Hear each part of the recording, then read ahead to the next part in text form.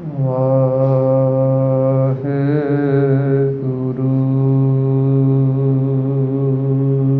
ਸਾਹਿਬ ਜੀ।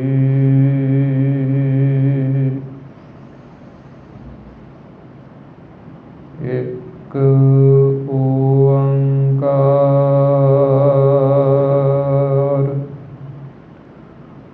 ਸਤਿਨਾਮ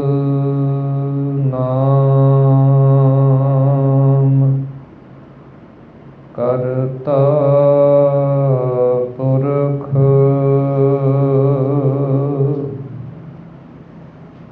ਨਿਰਭਉ ਨਿਰਵੈਰ ਅਕਾਲ ਮੂਰਤ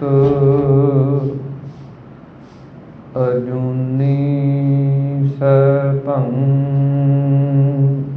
ਗੁਰ ਪ੍ਰਸਾਦ ਜਪ।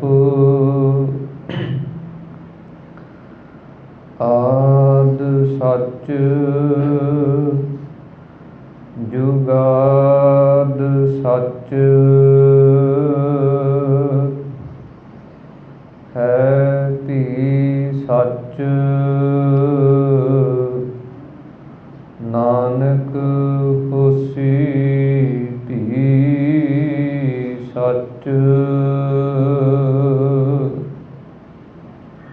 ਜੋਤ ਰੂਪ ਹਰਿ ਆਪ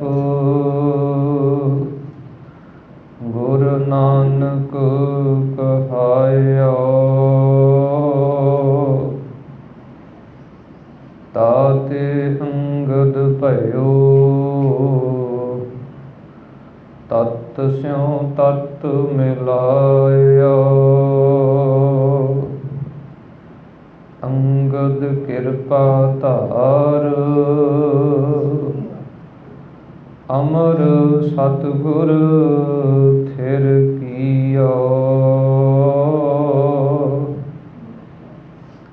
ਅਮਰਦਾਸ ਅੰਮ੍ਰਿਤ ਛਤਰ ਗੁਰ ਰਾਮਹਿ ਦੀਓ। ਗੁਰ ਰਾਮਦਾਸ ਦਰਸ਼ਨ ਪਰਸ ਕਹਿ ਮਥੁਰਾ ਅੰਮ੍ਰਿਤ ਬੈਣ। ਮੂਰਤ ਪੰਚ ਪ੍ਰਮਾਣ ਪੁਰਖ ਗੁਰ ਅਰਜਨ ਭਿਖਹੁ ਨੈਣ। ਕਹਾਂ ਬੁੱਧ ਪ੍ਰਭ ਤੁਛ ਹਮਾਰੀ ਬਰਨ ਸਕੈ ਮਹਿਮਾ ਜੋ ਤਿਹਾਰੀ। ਹਮ ਨਾ ਸਕਤ ਕਰ ਸਿਫਤ ਤੁਮਾਰੀ ਆਪ ਲਿਹੋ ਤੁਮ ਕਥਾ ਸੁਧਾਰੀ। ਕਹਾਂ ਲੱਗੈ ਇਹੋ ਕੀਟ ਬਖਾਨੈ ਮਹਿਮਾ ਤੋਰ ਤੁਹੀ ਪ੍ਰਭ ਜਾਨੈ। ਪਿਤਾ ਜਨਮ ਜਿਮ ਪੂਤ ਨ ਪਾਵੈ ਕਹਾਂ ਤਵਨ ਕਾ ਭੇਦ ਬਤਾਵੈ। ਮੂਕ ਊਚਰੈ ਸ਼ਾਸਤਰ ਖਟ ਪਿੰਗ ਗਿਰਨ ਚੜ ਜਾਇ। ਅੰਧ ਲਖੈ ਬਦਰੋ ਸੁਣੈ ਜਿਉ ਕਾਲ ਕਿਰਪਾ ਕਰਾਇ। ਸੱਜਣ ਸੱਚਾ ਪਾਤਸ਼ਾਹ ਸਿਰ ਸਾਹਾਂਦੈ ਸਾਹ। ਜਿਸ ਪਾਸ ਬੈਠਿਆ ਸੋਹੀਐ ਸਭਨਾ ਦਾ ਵਿਸਾਰ।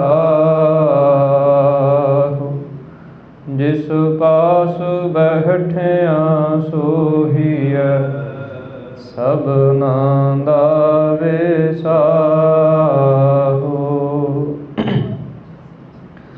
ਵਾਹਿਗੁਰੂ ਸਾਹਿਬ ਜੀ।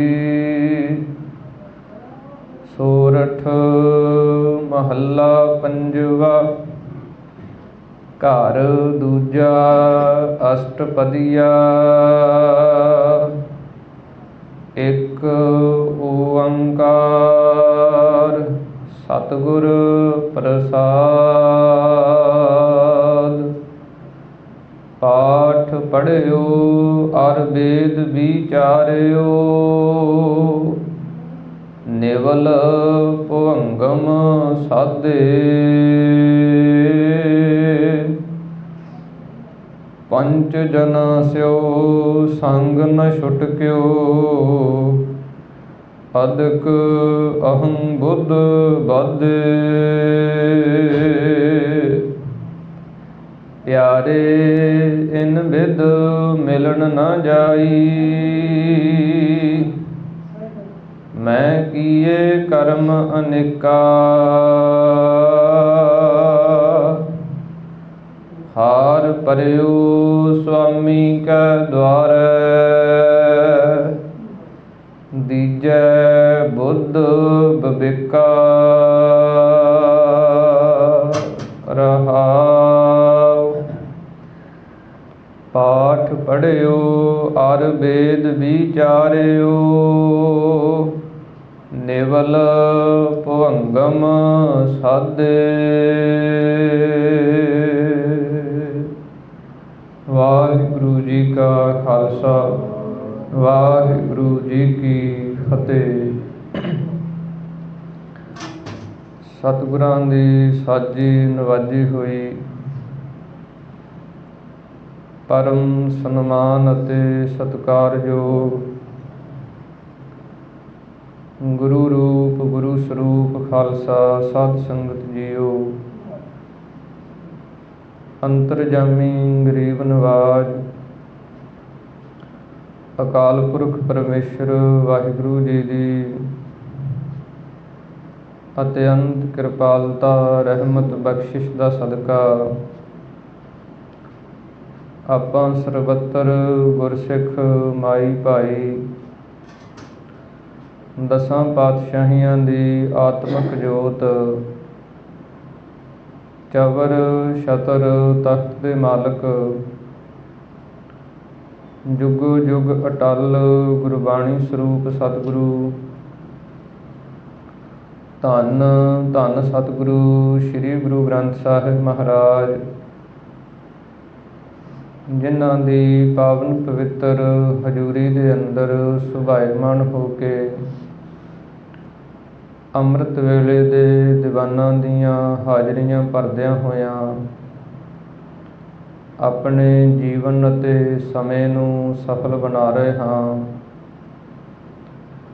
ਸਤਿਗੁਰਾਂ ਦੀ ਅਪਾਰ ਕਿਰਪਾ ਦਾ ਸਦਕਾ ਅੰਮ੍ਰਿਤ ਵੇਲੇ ਸਤਿਗੁਰਾਂ ਦੇ ਸੁੰਦਰ ਪ੍ਰਕਾਸ਼ ਦੀ ਸੇਵਾ ਹੋਈ ਹੈ, ਜਿਸ ਤੋਂ ਉਪਰੰਤ ਸਤਿਗੁਰਾਂ ਦੀ ਪਾਵਨ ਬਾਣੀ ਦੇ ਨਿਤਨੇਮ ਪਾਠ ਜਾਪ ਗ੍ਰੰਥੀ ਸਿੰਘ ਸਾਹਿਬਾਨ ਜੀ ਵੱਲੋਂ ਪੜ੍ਹੇ ਸੁਣੇ ਗਏ ਹਨ। ਉਸ ਤੋਂ ਉਪਰੰਤ ਸਤਿਗੁਰਾਂ ਦੀ ਪਾਵਨ ਗੁਰਬਾਣੀ ਦੀ ਚੱਲ ਰਹੀ ਲੜੀਵਾਰ ਕਥਾ ਦੇ ਵਿੱਚੋਂ ਆਪਾਂ ਸ਼ਬਦ ਨੂੰ ਸਰਵਣ ਕੀਤਾ ਹੈ। ਸਤਿਗੁਰੂ ਸ੍ਰੀ ਗੁਰੂ ਅਰਜਨ ਦੇਵ ਮਹਾਰਾਜ ਸੱਚੇ ਪਾਤਸ਼ਾਹ ਜੀ ਸੋਰਠ ਰਾਗ ਦੇ ਅੰਦਰ ਇਹ ਪਾਵਨ ਪਵਿੱਤਰ ਸ਼ਬਦਾਂ ਰਾਹੀਂ ਆਪਾਂ ਨੂੰ ਸੁੰਦਰ ਵਿਚਾਰਾਂ ਦੀ ਦਾਤ ਬਖਸ਼ਿਸ਼ ਕਰ ਰਹੇ ਹਨ, ਜਿਨ੍ਹਾਂ ਤੋਂ ਆਪਾਂ ਨਿਤਾ ਪ੍ਰਤੀ ਲਾਹੇ ਪ੍ਰਾਪਤ ਕਰ ਰਹੇ ਹਾਂ। ਸਤਿਗੁਰੂ ਜੀ ਦੀ ਕਿਰਪਾ ਦੁਆਰਾ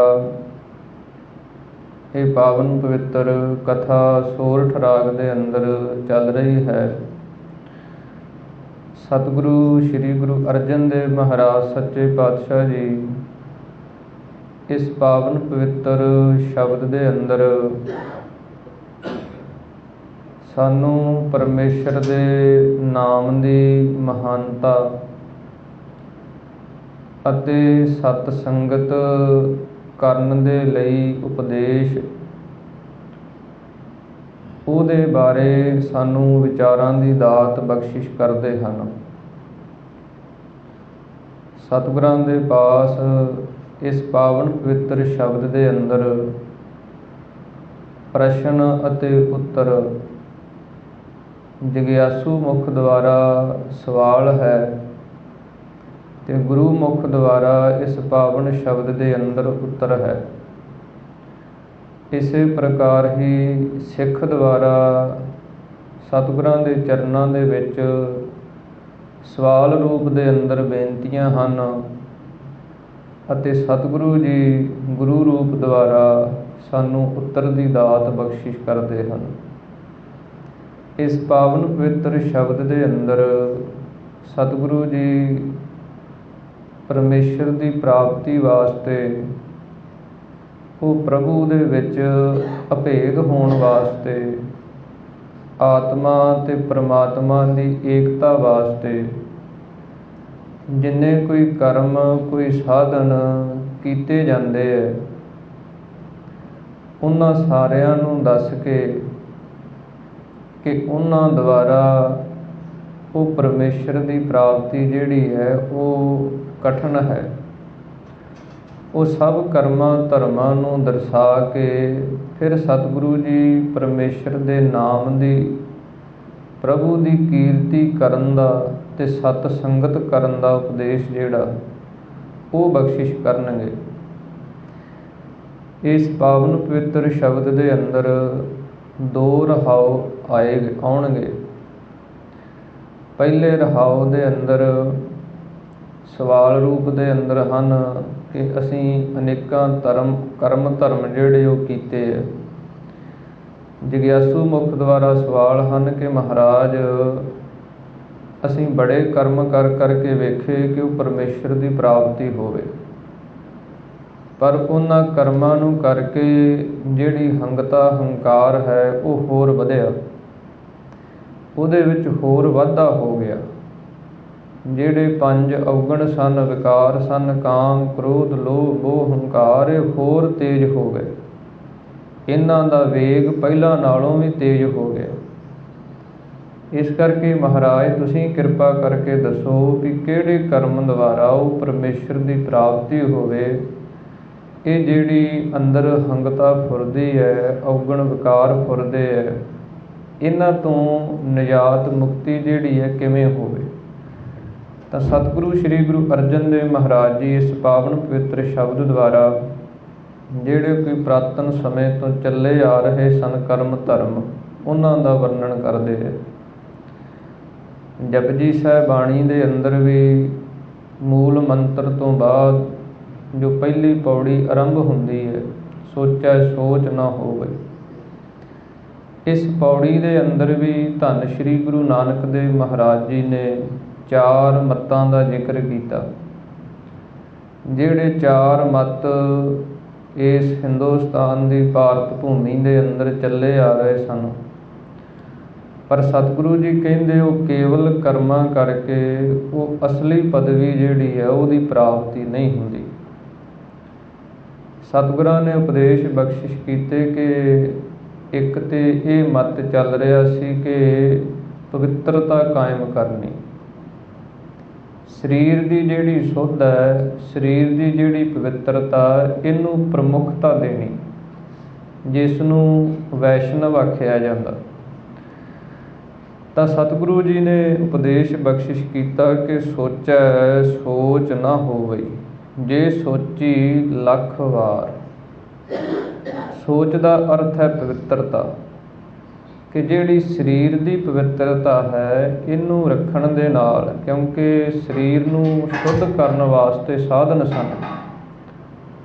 ਪਹਿਲਾਂ ਤੇ ਸਰੀਰ ਨੂੰ ਮਾਂਜਣ ਵਾਸਤੇ ਕਮਾਦ ਜਿਵੇਂ ਹੁੰਦੇ ਹੈ, ਖੇਤੀ ਹੁੰਦੀ ਕਮਾਦਾਂ ਦੀ, ਉੱਥੋਂ ਮਿੱਟੀ ਪੱਟ ਕੇ ਲਿਆਉਣੀ, ਉਹਨੂੰ ਚੰਗਾ ਮੰਨਿਆ ਜਾਂਦਾ ਵੇਦਾਂ ਸ਼ਾਸਤਰਾਂ ਦੇ ਅੰਦਰ। ਇਸੇ ਪ੍ਰਕਾਰ ਹੀ ਫਿਰ ਪਾਣੀ ਲੈ ਕੇ ਉਹਦੇ ਨਾਲ 101 ਕੁਰਲੀ ਕਰਨੀ ਕਿ ਫਿਰ ਮੂੰਹ ਸੁੱਚਾ ਹੁੰਦਾ। ਇਸੇ ਪ੍ਰਕਾਰ ਹੀ ਫਿਰ ਇਸ਼ਨਾਨ ਦੀਆਂ ਕਿਰਿਆਵਾਂ ਦੇ ਭੇਦ ਵੱਖੋ ਵੱਖਰੇ ਦੱਸੇ। ਪਰ ਸਤਿਗੁਰੂ ਜੀ ਕਹਿੰਦੇ ਇਹ ਸਭ ਕੁਝ ਕਰਨ ਦੇ ਨਾਲ ਸੋਚ ਨਾ ਹੋਵੇ। ਜਿਹੜੀ ਮਨ ਦੀ ਸੋਚ ਪਵਿੱਤਰਤਾ ਉਹ ਨਹੀਂ ਹੁੰਦੀ, ਕਿਉਂਕਿ ਮਨ ਸੂਖਮ ਚੀਜ਼ ਹੈ। ਸਰੀਰ ਦਾ ਇਸ਼ਨਾਨ ਜਿਹੜਾ ਉਹ ਸਥੂਲ ਚੀਜ਼ ਹੈ, ਪਾਣੀ ਵੀ ਸਥੂਲ ਹੈ, ਸਰੀਰ ਵੀ ਸਥੂਲ ਹੈ, ਸਭ ਕੁਝ ਦਿਸਦਾ, ਸਰੀਰ ਦੀ ਸਫਾਈ ਹੋ ਜਾਂਦੀ। ਮਨ ਜਿਹੜਾ ਉਹ ਸੂਖਮ ਹੈ। ਮਨ ਜਿਹੜਾ ਸੂਖਮ ਹੈ ਉਹਦੀ ਪਵਿੱਤਰਤਾ ਵਾਸਤੇ, ਉਹਦੀ ਨਿਰਮਲਤਾ ਵਾਸਤੇ ਫਿਰ ਨਾਮ ਅਤੇ ਭਗਤੀ ਜਿਹੜੀ ਹੈ ਉਹ ਸਭ ਤੋਂ ਸਫਲਾ ਸਾਧਨ ਹੈ। ਤਾਂ ਸਤਿਗੁਰਾਂ ਨੇ ਇਹ ਉਪਦੇਸ਼ ਬਖਸ਼ਿਸ਼ ਕੀਤਾ। ਫਿਰ ਦੂਸਰਾ ਮਤ ਸੀ ਮੌਨ ਧਾਰੀਆਂ ਦਾ, ਕਿ ਜ਼ਬਾਨ ਜਿਹੜੀ ਹੈ ਇਹਨੂੰ ਰੋਕ ਲੈਣਾ, ਜ਼ਬਾਨ ਨੂੰ ਚੁੱਪ ਕਰਾ ਲੈਣਾ, ਬੰਦ ਕਰ ਲੈਣਾ। ਇਹਦੇ ਦੁਆਰਾ ਉਹ ਪਰਮੇਸ਼ਰ ਦੀ ਪ੍ਰਾਪਤੀ ਹੈ। ਤਾਂ ਸਤਿਗੁਰੂ ਜੀ ਨੇ ਕਹਿਣ ਲੱਗੇ ਚੁੱਪ ਨਾ ਹੋਵੇ, ਜੇ ਲਾਏ ਰਹਾ ਲਿਵਤਾਰ। ਸਤਿਗੁਰੂ ਜੀ ਕਹਿੰਦੇ ਜ਼ਬਾਨ ਦੀ ਚੁੱਪ ਜਿਹੜੀ ਹੈ ਇਹ ਕੰਟਰੋਲ ਕਰਨ ਦੇ ਨਾਲ, ਰੋਕਣ ਦੇ ਨਾਲ, ਕਿ ਸਰੀਰ ਨੂੰ ਇਸੇ ਪਾਸੇ ਲਾਉਣਾ ਕਿ ਸਰੀਰ ਦੇ ਜ਼ਬਾਨ ਜਿਹੜੀ ਉਹ ਬੋਲਣਾ ਨਹੀਂ ਕੁਝ ਵੀ, ਸਾਰੀ ਜ਼ਿੰਦਗੀ ਮੌਨ ਧਾਰਨ ਕਰਕੇ ਰੱਖਣਾ।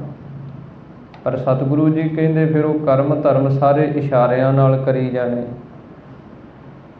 ਹੱਥਾਂ ਦੇ ਇਸ਼ਾਰਿਆਂ ਦੇ ਨਾਲ, ਅੱਖਾਂ ਦੇ ਇਸ਼ਾਰਿਆਂ ਦੇ ਨਾਲ। ਉਹ ਜ਼ਬਾਨ ਰੁਕ ਗਈ, ਪਰ ਸਤਿਗੁਰੂ ਜੀ ਕਹਿੰਦੇ ਮਨ ਨਹੀਂ ਰੁਕਿਆ, ਕਿਉਂਕਿ ਇਹ ਵੀ ਸਥੂਲ ਚੀਜ਼ ਹੈ। ਜ਼ਬਾਨ ਨੂੰ ਰੋਕ ਲੈਣਾ, ਬੰਦਾ ਹੱਠ ਦੇ ਨਾਲ ਇਹ ਕਰਮ ਕਰ ਸਕਦਾ, ਪਰ ਸਤਿਗੁਰੂ ਜੀ ਕਹਿੰਦੇ ਮਨ ਐਸਾ ਚੰਚਲ ਅਤੇ ਸੂਖਮ ਹੈ, ਉਹਨੂੰ ਚੁੱਪ ਕਰਾਉਣਾ, ਚੁੱਪ ਉਹਦੀ ਹੋ ਨਹੀਂ ਸਕਦੀ। ਫਿਰ ਸਤਿਗੁਰਾਂ ਨੇ ਅਗਲੇ ਮਤ ਦਾ ਜ਼ਿਕਰ ਕੀਤਾ ਕਿ ਭੋਗਵਾਦੀਆਂ ਦਾ ਮਤ, ਕਿ ਸੰਸਾਰ ਦੇ ਅੰਦਰ ਮਨ ਜਿਹੜਾ ਇਹਦੀ ਭੁੱਖ ਬੜੀ ਹੈ, ਅਤੇ ਉਹਨਾਂ ਨੇ ਸਾਧਨ ਇਹ ਬਣਾਇਆ ਵੀ ਇਹਨੂੰ ਰਜਾਇਆ ਜਾਵੇ।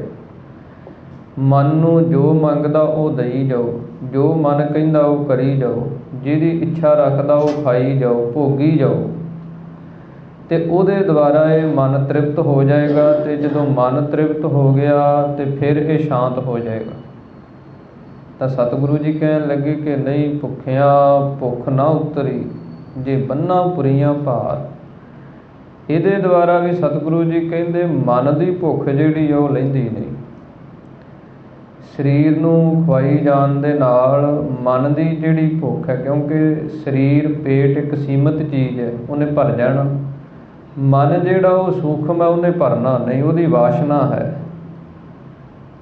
ਜਿਵੇਂ ਕੋਈ ਖਾਲੀ ਥਾਂ ਹੋਵੇ ਉਹਨੂੰ ਆਪਾਂ ਭਰ ਸਕਦੇ ਹਾਂ, ਪਰ ਜਿਹੜੀ ਵਾਸ਼ਨਾ ਇਹ ਸੂਖਮ ਹੈ। ਇਹਨੂੰ ਕੰਟਰੋਲ ਕਰਨ ਵਾਸਤੇ, ਇਹਨੂੰ ਰੋਕਣ ਵਾਸਤੇ ਨਾਮ ਅਤੇ ਭਗਤੀ ਉੱਤਮ ਹੈ। ਇਹਦੇ ਦੁਆਰਾ ਇਹ ਵਾਸ਼ਨਾ ਮਨ ਦੀ ਸ਼ਾਂਤ ਨਹੀਂ ਹੁੰਦੀ। ਇਸ ਕਰਕੇ ਸਤਿਗੁਰਾਂ ਨੇ ਬਚਨ ਕੀਤੇ ਕਿ ਇਹਦੇ ਦੁਆਰਾ ਵੀ ਉਹ ਸਰੀਰ ਦੀ ਜਿਹੜੀ ਹੈ ਨਾ, ਮਨ ਦੀ ਜਿਹੜੀ ਹੈ ਭੁੱਖ ਉਹ ਲੈਂਦੀ ਨਹੀਂ।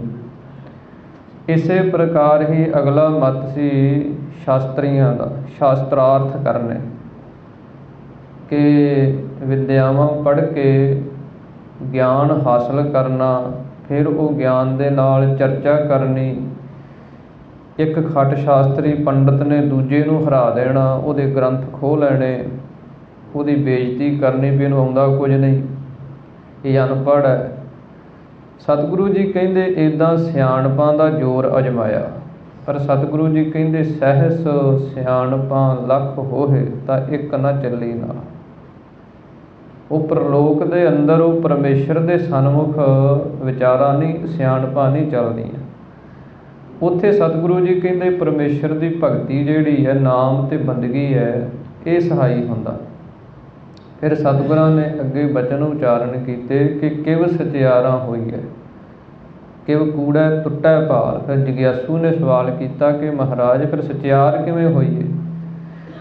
ਇਹ ਜਿਹੜੀ ਅੰਦਰ ਝੂਠ ਦੀ ਪਾਲ ਬਣੀ ਹੈ, ਵੱਟ ਬਣੀ ਹੈ, ਪੜਦਾ ਪਿਆ, ਇਹ ਟੁੱਟੇ ਕਿਵੇਂ, ਨਾਸ ਕਿਵੇਂ ਹੋਵੇ? ਤਾਂ ਸਤਿਗੁਰੂ ਜੀ ਕਹਿੰਦੇ ਹੁਕਮ ਰਜਾਈ ਚੱਲਣਾ ਨਾਨਕ ਲਿਖਿਆ ਨਾਲ, ਕਿ ਜਦੋਂ ਪ੍ਰਮਾਤਮਾ ਦੀ ਰਜਾ ਦੇ ਵਿੱਚ ਚੱਲਦੇ ਹਾਂ, ਉਹਦੇ ਹੁਕਮ ਦੇ ਵਿੱਚ ਚੱਲਣੇ ਕਰਕੇ ਹੀ ਸਰੀਰ ਦੇ ਅੰਦਰ ਪਰਮੇਸ਼ਰ ਦੇ ਨਾਮ ਦੀ ਮਨ ਜਿਹੜਾ ਉੱਧਰਲੇ ਪਾਸੇ ਲੱਗਦਾ। ਉਹਦਾ ਹੁਕਮ ਕੀ ਹੈ? ਉਹਨੇ ਸਰੀਰ ਦਿੱਤਾ, ਅਤੇ ਇਹ ਸਰੀਰ ਉਹ ਪਰਮੇਸ਼ਰ ਨੇ ਦਿੱਤਾ, ਅਤੇ ਜਿੱਦਾਂ ਦੇ ਕਰਮ ਕਰਨ ਵਾਸਤੇ ਉਸਨੇ ਪ੍ਰੇਰਿਤ ਕੀਤਾ। ਜ਼ਬਾਨ ਉਹਨੇ ਬੋਲਣ ਵਾਸਤੇ ਲਾਈ, ਇਹ ਤਾਂ ਆਪਣਾ ਹੱਠ ਹੈ ਨਾ ਵੀ ਨਹੀਂ ਬੋਲਣਾ, ਉਹਨੇ ਤਾਂ ਨਹੀਂ ਆਖਿਆ। ਹਾਂ, ਸ਼ਰਤ ਇਹ ਹੈ ਵੀ ਇਹਦੇ ਨਾਲ ਬੋਲਣਾ ਕੀ ਹੈ, ਗੱਲ ਵਿਚਾਰਨ ਵਾਲੀ ਇਹ ਹੈ। ਇਸੇ ਪ੍ਰਕਾਰ ਹੀ ਉਹ ਪਰਮੇਸ਼ਰ ਨੇ ਸਰੀਰ ਦਿੱਤਾ, ਇਹਦੀ ਸਫਾਈ ਰੱਖਣੀ, ਇਹਨੂੰ ਸਾਫ ਸੁਥਰਾ ਰੱਖਣਾ, ਇਹਦੇ ਅੰਦਰ ਕਿਸੇ ਪ੍ਰਕਾਰ ਦੀ ਕੋਈ ਔਗਣ, ਕੋਈ ਮਾੜੀ ਚੀਜ਼ ਨਾ ਪ੍ਰਵੇਸ਼ ਕਰਨੀ, ਇਹ ਗੱਲ ਹੈ ਕਰਨ ਵਾਲੀ। ਇਸੇ ਪ੍ਰਕਾਰ ਹੀ ਸਤਿਗੁਰੂ ਜੀ ਕਹਿੰਦੇ ਗਿਆਨ ਧਿਆਨ ਪੜ੍ਹਨੇ, ਵਿਦਿਆਵਾਂ ਪੜ੍ਹਨੀਆਂ, ਪਰ ਉਹ ਮਨ ਨੂੰ ਸ਼ੁੱਧ ਕਰਨ ਵਾਸਤੇ, ਮਨ ਨੂੰ ਔਗਣਾਂ ਤੋਂ ਬਚਾਉਣ ਵਾਸਤੇ ਕੁਝ ਨਾ ਕੁਝ ਪੜ੍ਹਨਾ। ਮਨ ਸਮਝਾਵਣ ਕਾਰਨੇ ਕਛੂਕ ਪੜ੍ਹੀਏ ਗਿਆਨ, ਗਿਆਨ ਪੜ੍ਹਨਾ ਮਨ ਨੂੰ ਸਮਝਾਉਣ ਵਾਸਤੇ। ਇਸ ਕਰਕੇ ਸਤਿਗੁਰੂ ਸ੍ਰੀ ਗੁਰੂ ਅਰਜਨ ਦੇਵ ਮਹਾਰਾਜ ਜੀ ਇਸ ਪਾਵਨ ਪਵਿੱਤਰ ਸ਼ਬਦ ਦੁਆਰਾ ਇਹੀ ਉਪਦੇਸ਼ ਆਪਾਂ ਨੂੰ ਬਖਸ਼ਿਸ਼ ਕਰ ਰਹੇ ਹਨ। ਮਨ ਬਿਰਤੀਆਂ ਨੂੰ ਇਕਾਗਰ ਕਰਕੇ ਸਰਵਣ ਕਰਨ ਦੇ ਯਤਨ ਕਰੀਏ ਜੀ। ਸਾਰੀ ਸੰਗਤ ਇੱਕ ਵਾਰੀ ਉਚਾਰਨ ਕਰੋ ਜੀ। ਸਤਿਨਾਮ ਸ੍ਰੀ ਵਾਹਿਗੁਰੂ ਸਾਹਿਬ ਜੀ। ਵਾਹਿਗੁਰੂ ਸਾਹਿਬ ਜੀ। ਸੋਰਠ ਮਹੱਲਾ ਪੰਜਵਾ। ਘਰ ਦੂਜਾ ਅਸ਼ਟਪਦੀਆ। ਇੱਕ ਓੰਕਾਰ ਸਤਿਗੁਰ ਪ੍ਰਸਾਦ। ਸੋਰਠ ਰਾਗ ਦੇ ਅੰਦਰ ਪੰਚਮ ਪਾਤਸ਼ਾਹ ਸ੍ਰੀ ਗੁਰੂ ਅਰਜਨ ਦੇਵ ਮਹਾਰਾਜ ਦੂਸਰੇ ਘਰ ਸੁਰ ਤਾਲ ਦੇ ਅੰਦਰ ਅਸ਼ਟਪਦੀਆਂ, 8-8 ਪਦਿਆਂ ਵਾਲਾ ਇਹ ਇੱਕੋ ਹੀ ਸ਼ਬਦ ਉਚਾਰਨ ਕਰਦੇ ਹਨ। ਸਤਿਗੁਰੂ ਜੀ ਮੰਗਲ ਕਰਦੇ ਹਨ। ਇੱਕ ਓੰਕਾਰ ਸਤਿਗੁਰ ਪ੍ਰਸਾਦ। ਪਰਮਾਤਮਾ ਪਰਮੇਸ਼ਰ ਇੱਕ ਹੈ। ਓੰਕਾਰ ਉਹ ਸਭ ਦਾ ਪ੍ਰਕਾਸ਼ਕ ਹੈ। ਜਿੰਨੀ ਤੇ ਜੜ ਤੇ ਚੇਤਨ ਸ੍ਰਿਸ਼ਟੀ ਹੈ, ਸਭ ਦੀ ਕਿਰਿਆ ਉਹ ਓੰਕਾਰ ਦੁਆਰਾ ਹੋ ਰਹੀ ਹੈ। ਉਸੇ ਦੀ ਸੱਤਾ ਸਫੁਰਤੀ ਦੇ ਨਾਲ ਇਹ ਸਾਰੀ ਰਚਨਾ ਚੱਲ ਰਹੀ ਹੈ। ਓੰਕਾਰ ਪ੍ਰਕਾਸ਼ਕ ਹੈ। ਐਸੇ ਪ੍ਰਭੂ ਦੀ ਪ੍ਰਾਪਤੀ ਸਤਿਗੁਰ ਪ੍ਰਸਾਦ। ਸਤਿਗੁਰਾਂ ਦੀ ਪ੍ਰਸਾਦ ਕਹੀਏ ਕਿਰਪਾ ਦੁਆਰਾ ਐਸੇ ਪਰਮੇਸ਼ਰ ਦੀ ਪ੍ਰਾਪਤੀ ਹੁੰਦੀ ਹੈ। ਸਤਿਗੁਰੂ ਜੀ ਅੱਗੇ ਸ਼ਬਦ ਪ੍ਰਾਰੰਭ ਕਰਦੇ ਹਨ।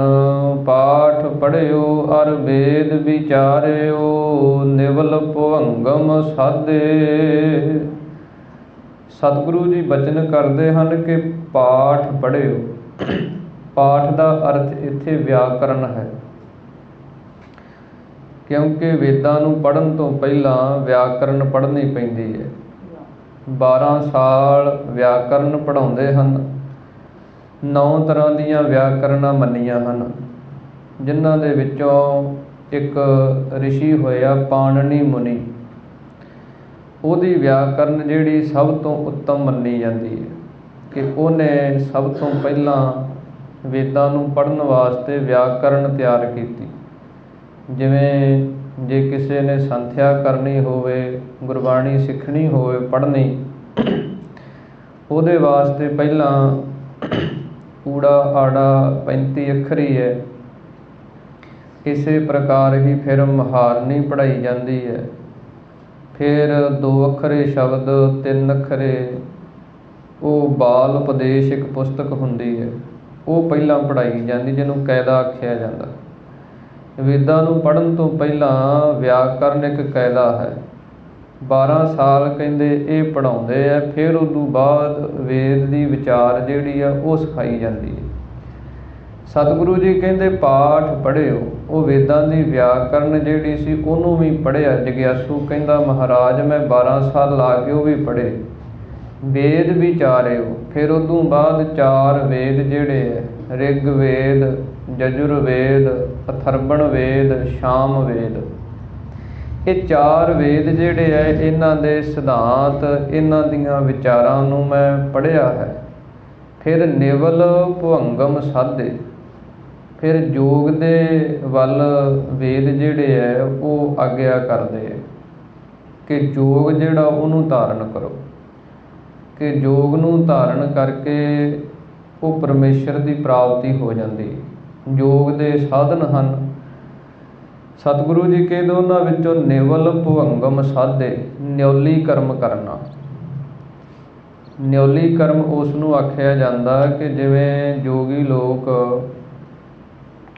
ਆਪਣੇ ਪੇਟ ਦੇ ਅੰਦਰ ਪਾਣੀ ਭਰ ਕੇ ਤੇ ਉਦੋਂ ਬਾਅਦ ਜਿਵੇਂ ਮਧਾਣੀ ਦੇ ਨਾਲ ਆਪਾਂ ਰਿੜਕਦੇ ਹਾਂ ਕਿਸੇ ਚੀਜ਼ ਨੂੰ, ਇੱਦਾਂ ਆਪਣੇ ਪੇਟ ਨੂੰ ਰਿੜਕਣਾ।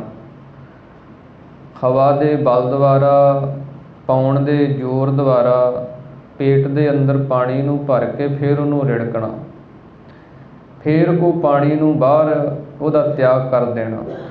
ਸਰੀਰ ਦੇ ਅੰਦਰੋਂ ਨਾੜਾਂ ਦੀ, ਪੇਟ ਦੀ ਸਫਾਈ ਕਰ ਦੇਣੀ ਕਿ ਉਹਦੇ ਦੁਆਰਾ ਜਦੋਂ ਸਫਾਈ ਹੋ ਗਈ, ਜਿਹੜੀ ਪਾਉਣ ਹਵਾ ਹੈ ਉਹਦੇ ਦੁਆਰਾ ਫਿਰ ਭੁਅੰਗਮ ਸਾਧੇ, ਜਿਹੜੀ ਭੁਜੰਗਮਾ ਨਾੜੀ ਹੈ, ਰੀੜ੍ਹ ਦੀ ਹੱਡੀ ਦੇ ਦੁਆਲੇ ਯੋਗ ਮਤ ਅਨੁਸਾਰ ਇੱਕ ਨਾੜੀ ਹੈ ਬੜੀ ਸੂਖਮ ਅਤੇ ਬਰੀਕ, ਜਿਵੇਂ ਸੱਪ ਦੇ ਵਲ ਹੁੰਦੇ ਆ, ਕੁੰਡਲ ਹੁੰਦੇ ਆ, ਇੱਦਾਂ ਉਹ ਨਾੜੀ ਕਹਿੰਦੇ ਇਸ ਰੀੜ੍ਹ ਦੀ ਹੱਡੀ ਦੇ ਦੁਆਲੇ ਉਹ ਲਿਪਟੀ ਹੋਈ ਹੈ। ਫਿਰ ਯੋਗ ਮਤ ਦੁਆਰਾ, ਜਿਹਨੂੰ ਸਤਿਗੁਰਾਂ ਨੇ ਪਾਵਨ ਬਾਣੀ ਅੰਦਰ ਕੁੰਡਲਨੀ ਆਖਿਆ, ਕੁੰਡਲਨੀ ਸੁਰਜੀ ਸਤ ਸੰਗਤ, ਪਰਮਾਨੰਦ ਗੁਰੂ ਮੁਖ ਮੱਚਾ। ਸਤਿਗੁਰੂ ਜੀ ਕਹਿੰਦੇ ਉਸ ਨਾੜੀ ਨੂੰ ਫਿਰ ਜੋਗੀ ਸਾਧਦੇ ਹੈ, ਸਿੱਧ ਕਰਦੇ ਆ ਕਿ ਉਹਨੂੰ ਉਹਦੇ ਵਲ ਕੱਢ ਕੇ ਪਾਉਣ ਦੁਆਰਾ, ਹਵਾ ਦੇ ਬਲ ਦੁਆਰਾ ਉਹਨੂੰ ਸਿੱਧੀ ਕਰਕੇ 6 ਚੱਕਰਾਂ ਨੂੰ ਵਿੰਨ ਕੇ 10ਵੇਂ ਦੁਆਰ ਦੇ ਅੰਦਰ ਸਵਾਸ ਟਿਕਾਉਂਦੇ ਹੈ। ਇਹ ਯੋਗ ਦਾ ਸਾਧਨ ਹੈ। ਤਾਂ ਸਤਿਗੁਰੂ ਜੀ ਕਹਿੰਦੇ, ਜਗਿਆਸੂ ਕਹਿੰਦਾ ਹੈ ਕਿ ਮਹਾਰਾਜ ਮੈਂ ਇਹ ਨਿਉਲੀ ਕਰਮ ਵੀ ਕੀਤਾ, ਫਿਰ ਉਦੋਂ ਬਾਅਦ ਜਿਹੜੀ ਭੁਜੰਗਮਾ ਨਾੜੀ ਹੈ, ਕੁੰਡਲਨੀ ਹੈ, ਇਹਨੂੰ ਵੀ ਸਾਧਿਆ ਹੈ। ਪੰਜ ਜਨਾ ਸਿਉ ਸੰਗ ਨ ਛੁਟਕਿਓ, ਅਦਕ ਅਹੰ ਬੁੱਧ ਬਾਧੇ। ਪਰ ਕਹਿਣ ਲੱਗਿਆ ਮਹਾਰਾਜ ਜਿਹੜੇ 5 ਜਨ ਹਨ, ਕਾਮ, ਕ੍ਰੋਧ, ਲੋਭ, ਮੋਹ, ਹੰਕਾਰ, ਸਿਉ ਸੰਗ ਨਾ ਛੁਟਕਿਓ, ਇਹਨਾਂ ਦੀ ਸੰਗਤ ਜਿਹੜੀ ਹੈ ਉਹ ਨਹੀਂ ਮੇਰੇ ਤੋਂ ਛੁੱਟੀ। ਇੰਨਾ ਕੁਝ ਮੈਂ ਕੀਤਾ, ਸਭ ਕੁਝ ਕਰ ਲਿਆ, ਪਰ ਜਿਹੜੇ ਉਹ 5 ਔਗਣ ਸਨ, ਜਿਹਨੂੰ ਸਤਿਗੁਰੂ ਜੀ ਕਹਿੰਦੇ ਹੈ ਕਿ ਉਹ 5 ਜਵਾਨ, ਉਹ 5 ਸੂਰਮੇ ਜਿਹੜੇ ਹੈ ਉਹ ਵਸ 'ਚ ਨਹੀਂ ਆਏ। ਅਦਕ ਅਹੰ ਬੁੱਧ ਬਾਧੇ, ਇਹ ਕਰਮ ਧਰਮ ਕਰਨੇ ਕਰਕੇ ਜਿਹੜੀ ਹੰਗਤਾ ਸੀ, ਹੰਕਾਰ ਸੀ, ਉਹ ਵੱਧ ਗਿਆ, ਉਹ ਹੋਰ ਵਾਧੂ ਹੋ ਗਿਆ ਕਿ ਤੇਰੇ ਵਰਗਾ ਜੋਗੀ ਕੋਈ ਨਹੀਂ ਹੈ ਜਿਹਨੇ ਇੰਨੀ ਸਰੀਰ ਦੀ ਸਾਧਨਾ ਕੀਤੀ ਹੈ, ਅਤੇ ਤੂੰ ਤਾਂ ਸਭ ਤੋਂ ਉੱਤਮ ਜੋਗੀ ਹੈ। ਜਿਹਨੂੰ ਸਤਿਗੁਰਾਂ ਦੀ ਪਾਵਨ ਬਾਣੀ ਬਚਨ ਕਰਦੀ ਹੈ, ਹਮ ਵੱਡ ਕਬ ਕੁਲੀਨ, ਹਮ ਪੰਡਤ ਜੋਗੀ ਸੰਨਿਆਸੀ, ਕਿ ਹਰੇਕ ਦੇ ਅੱਗੇ ਹਮ ਹੈ। ਗਿਆਨੀ ਗੁਣੀ ਸੂਰ ਹਮ ਦਾਤੇ, ਇਹ ਬੁੱਧ ਕਬਹਿ ਨਾ ਨਾਸੀ, ਕਿ ਹਮ ਪੰਡਤ ਹੈ, ਜੋਗੀ ਹੈ, ਸੰਨਿਆਸੀ ਹੈ, 6 ਸ਼ਾਸਤਰ ਸਾਨੂੰ ਆਉਂਦੇ ਹੈ, ਵਿੱਦਿਆ ਬੜੀ ਆਉਂਦੀ ਹੈ। ਇਹ ਜਿਹੜੀ ਬੁੱਧੀ ਸੀ ਇਹ ਨਾਸ ਹੀ ਨਹੀਂ ਹੋਈ, ਹੰਗਤਾ ਵਾਲੀ ਜਿਹੜੀ ਬੁੱਧੀ ਸੀ ਉਹ ਨਾਸ ਨਹੀਂ ਹੋਈ। ਇਸੇ ਕਰਕੇ ਭਗਤ ਕਬੀਰ ਸਾਹਿਬ ਜੀ ਨੇ ਕਿਹਾ ਹੈ, ਕਰਮ ਕਰਤ ਵਧੇ ਅਹਮੇਵ। ਜਿੱਦਾਂ ਜਿੱਦਾਂ ਦੇ ਜੀਵ ਨੇ ਇਹ ਕਰਮ ਕੀਤੇ, ਉਹਨਾਂ ਦੀ ਹੰਗਤਾ ਦੇ ਵਿੱਚ ਵੱਜ ਗਿਆ, ਉਹਨਾਂ ਦਾ ਹੰਕਾਰ ਧਾਰਨ ਕਰ ਲਿਆ ਕਿ ਇਹ ਕਰਮ ਮੈਂ ਕੀਤੇ।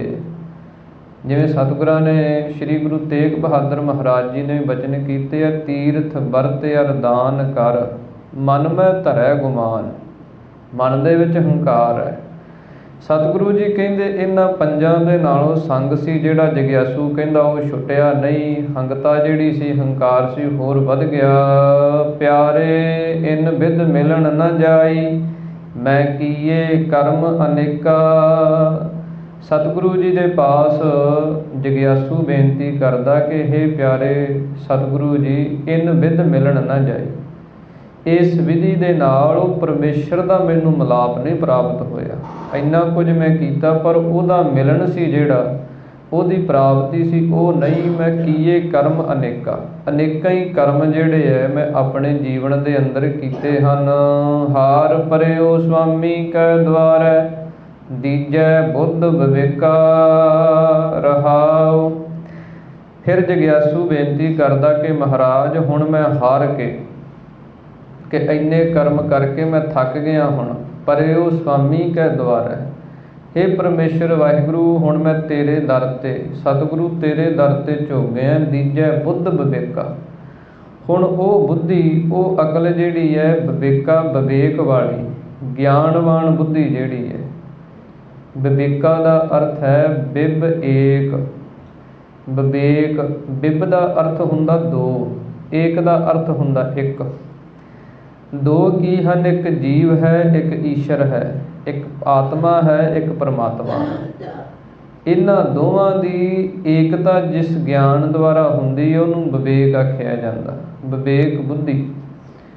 ਕਿ ਹੇ ਸਤਿਗੁਰੂ ਜੀ ਹੁਣ ਤੁਸੀਂ ਕਿਰਪਾ ਕਰਕੇ ਆਤਮਾ ਅਤੇ ਪਰਮਾਤਮਾ ਦੀ ਏਕਤਾ ਵਾਲੀ ਜਿਹੜੀ ਬੁੱਧ ਹੈ, ਜਿਹਨੂੰ ਸਤਿਗੁਰਾਂ ਨੇ ਆਖਿਆ ਊਤਮ ਮਤ ਮੇਰਾ ਹਿਰਦੈ ਤੂੰ ਆਵੋ, ਧਿਆਵੋ ਗਾਵੋ ਗੁਣ ਗੋਬਿੰਦਾ, ਅਤ ਪ੍ਰੀਤਮ ਮੋਹਿ ਲਾਗੈ ਨਾਉ।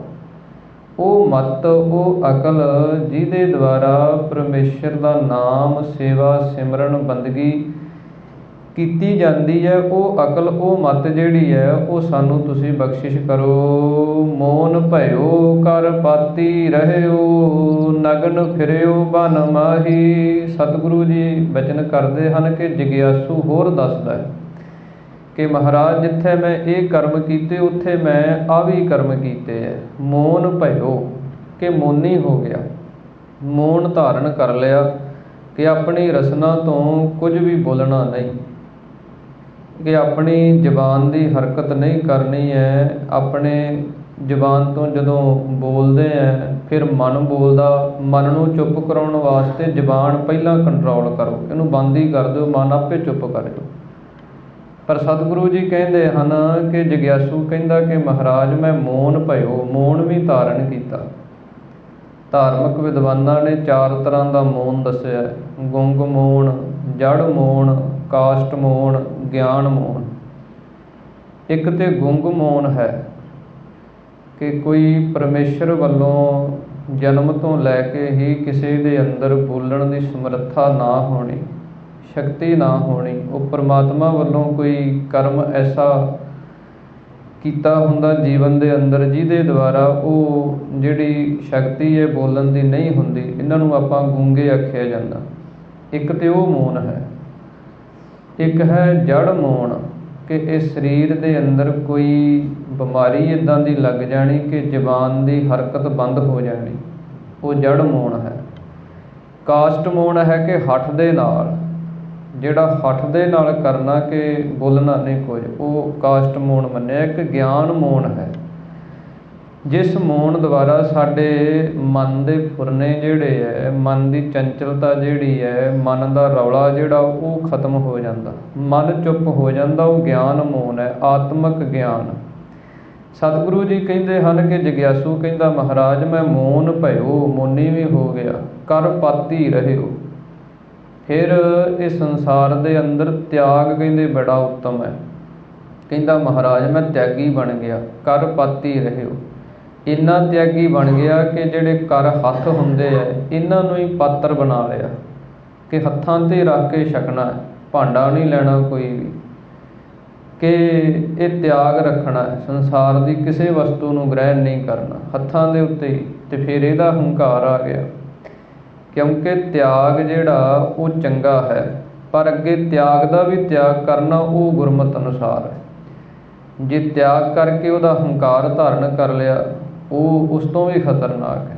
ਜੇ ਕੋਈ ਤਿਆਗ ਕੀਤਾ ਅਤੇ ਅੱਗੇ ਉਹਦਾ ਵੀ ਤਿਆਗ ਕਰ ਦੇਣਾ, ਫਿਰ ਉਹਦੇ ਹੁਕਮ 'ਚ ਚੱਲਣਾ।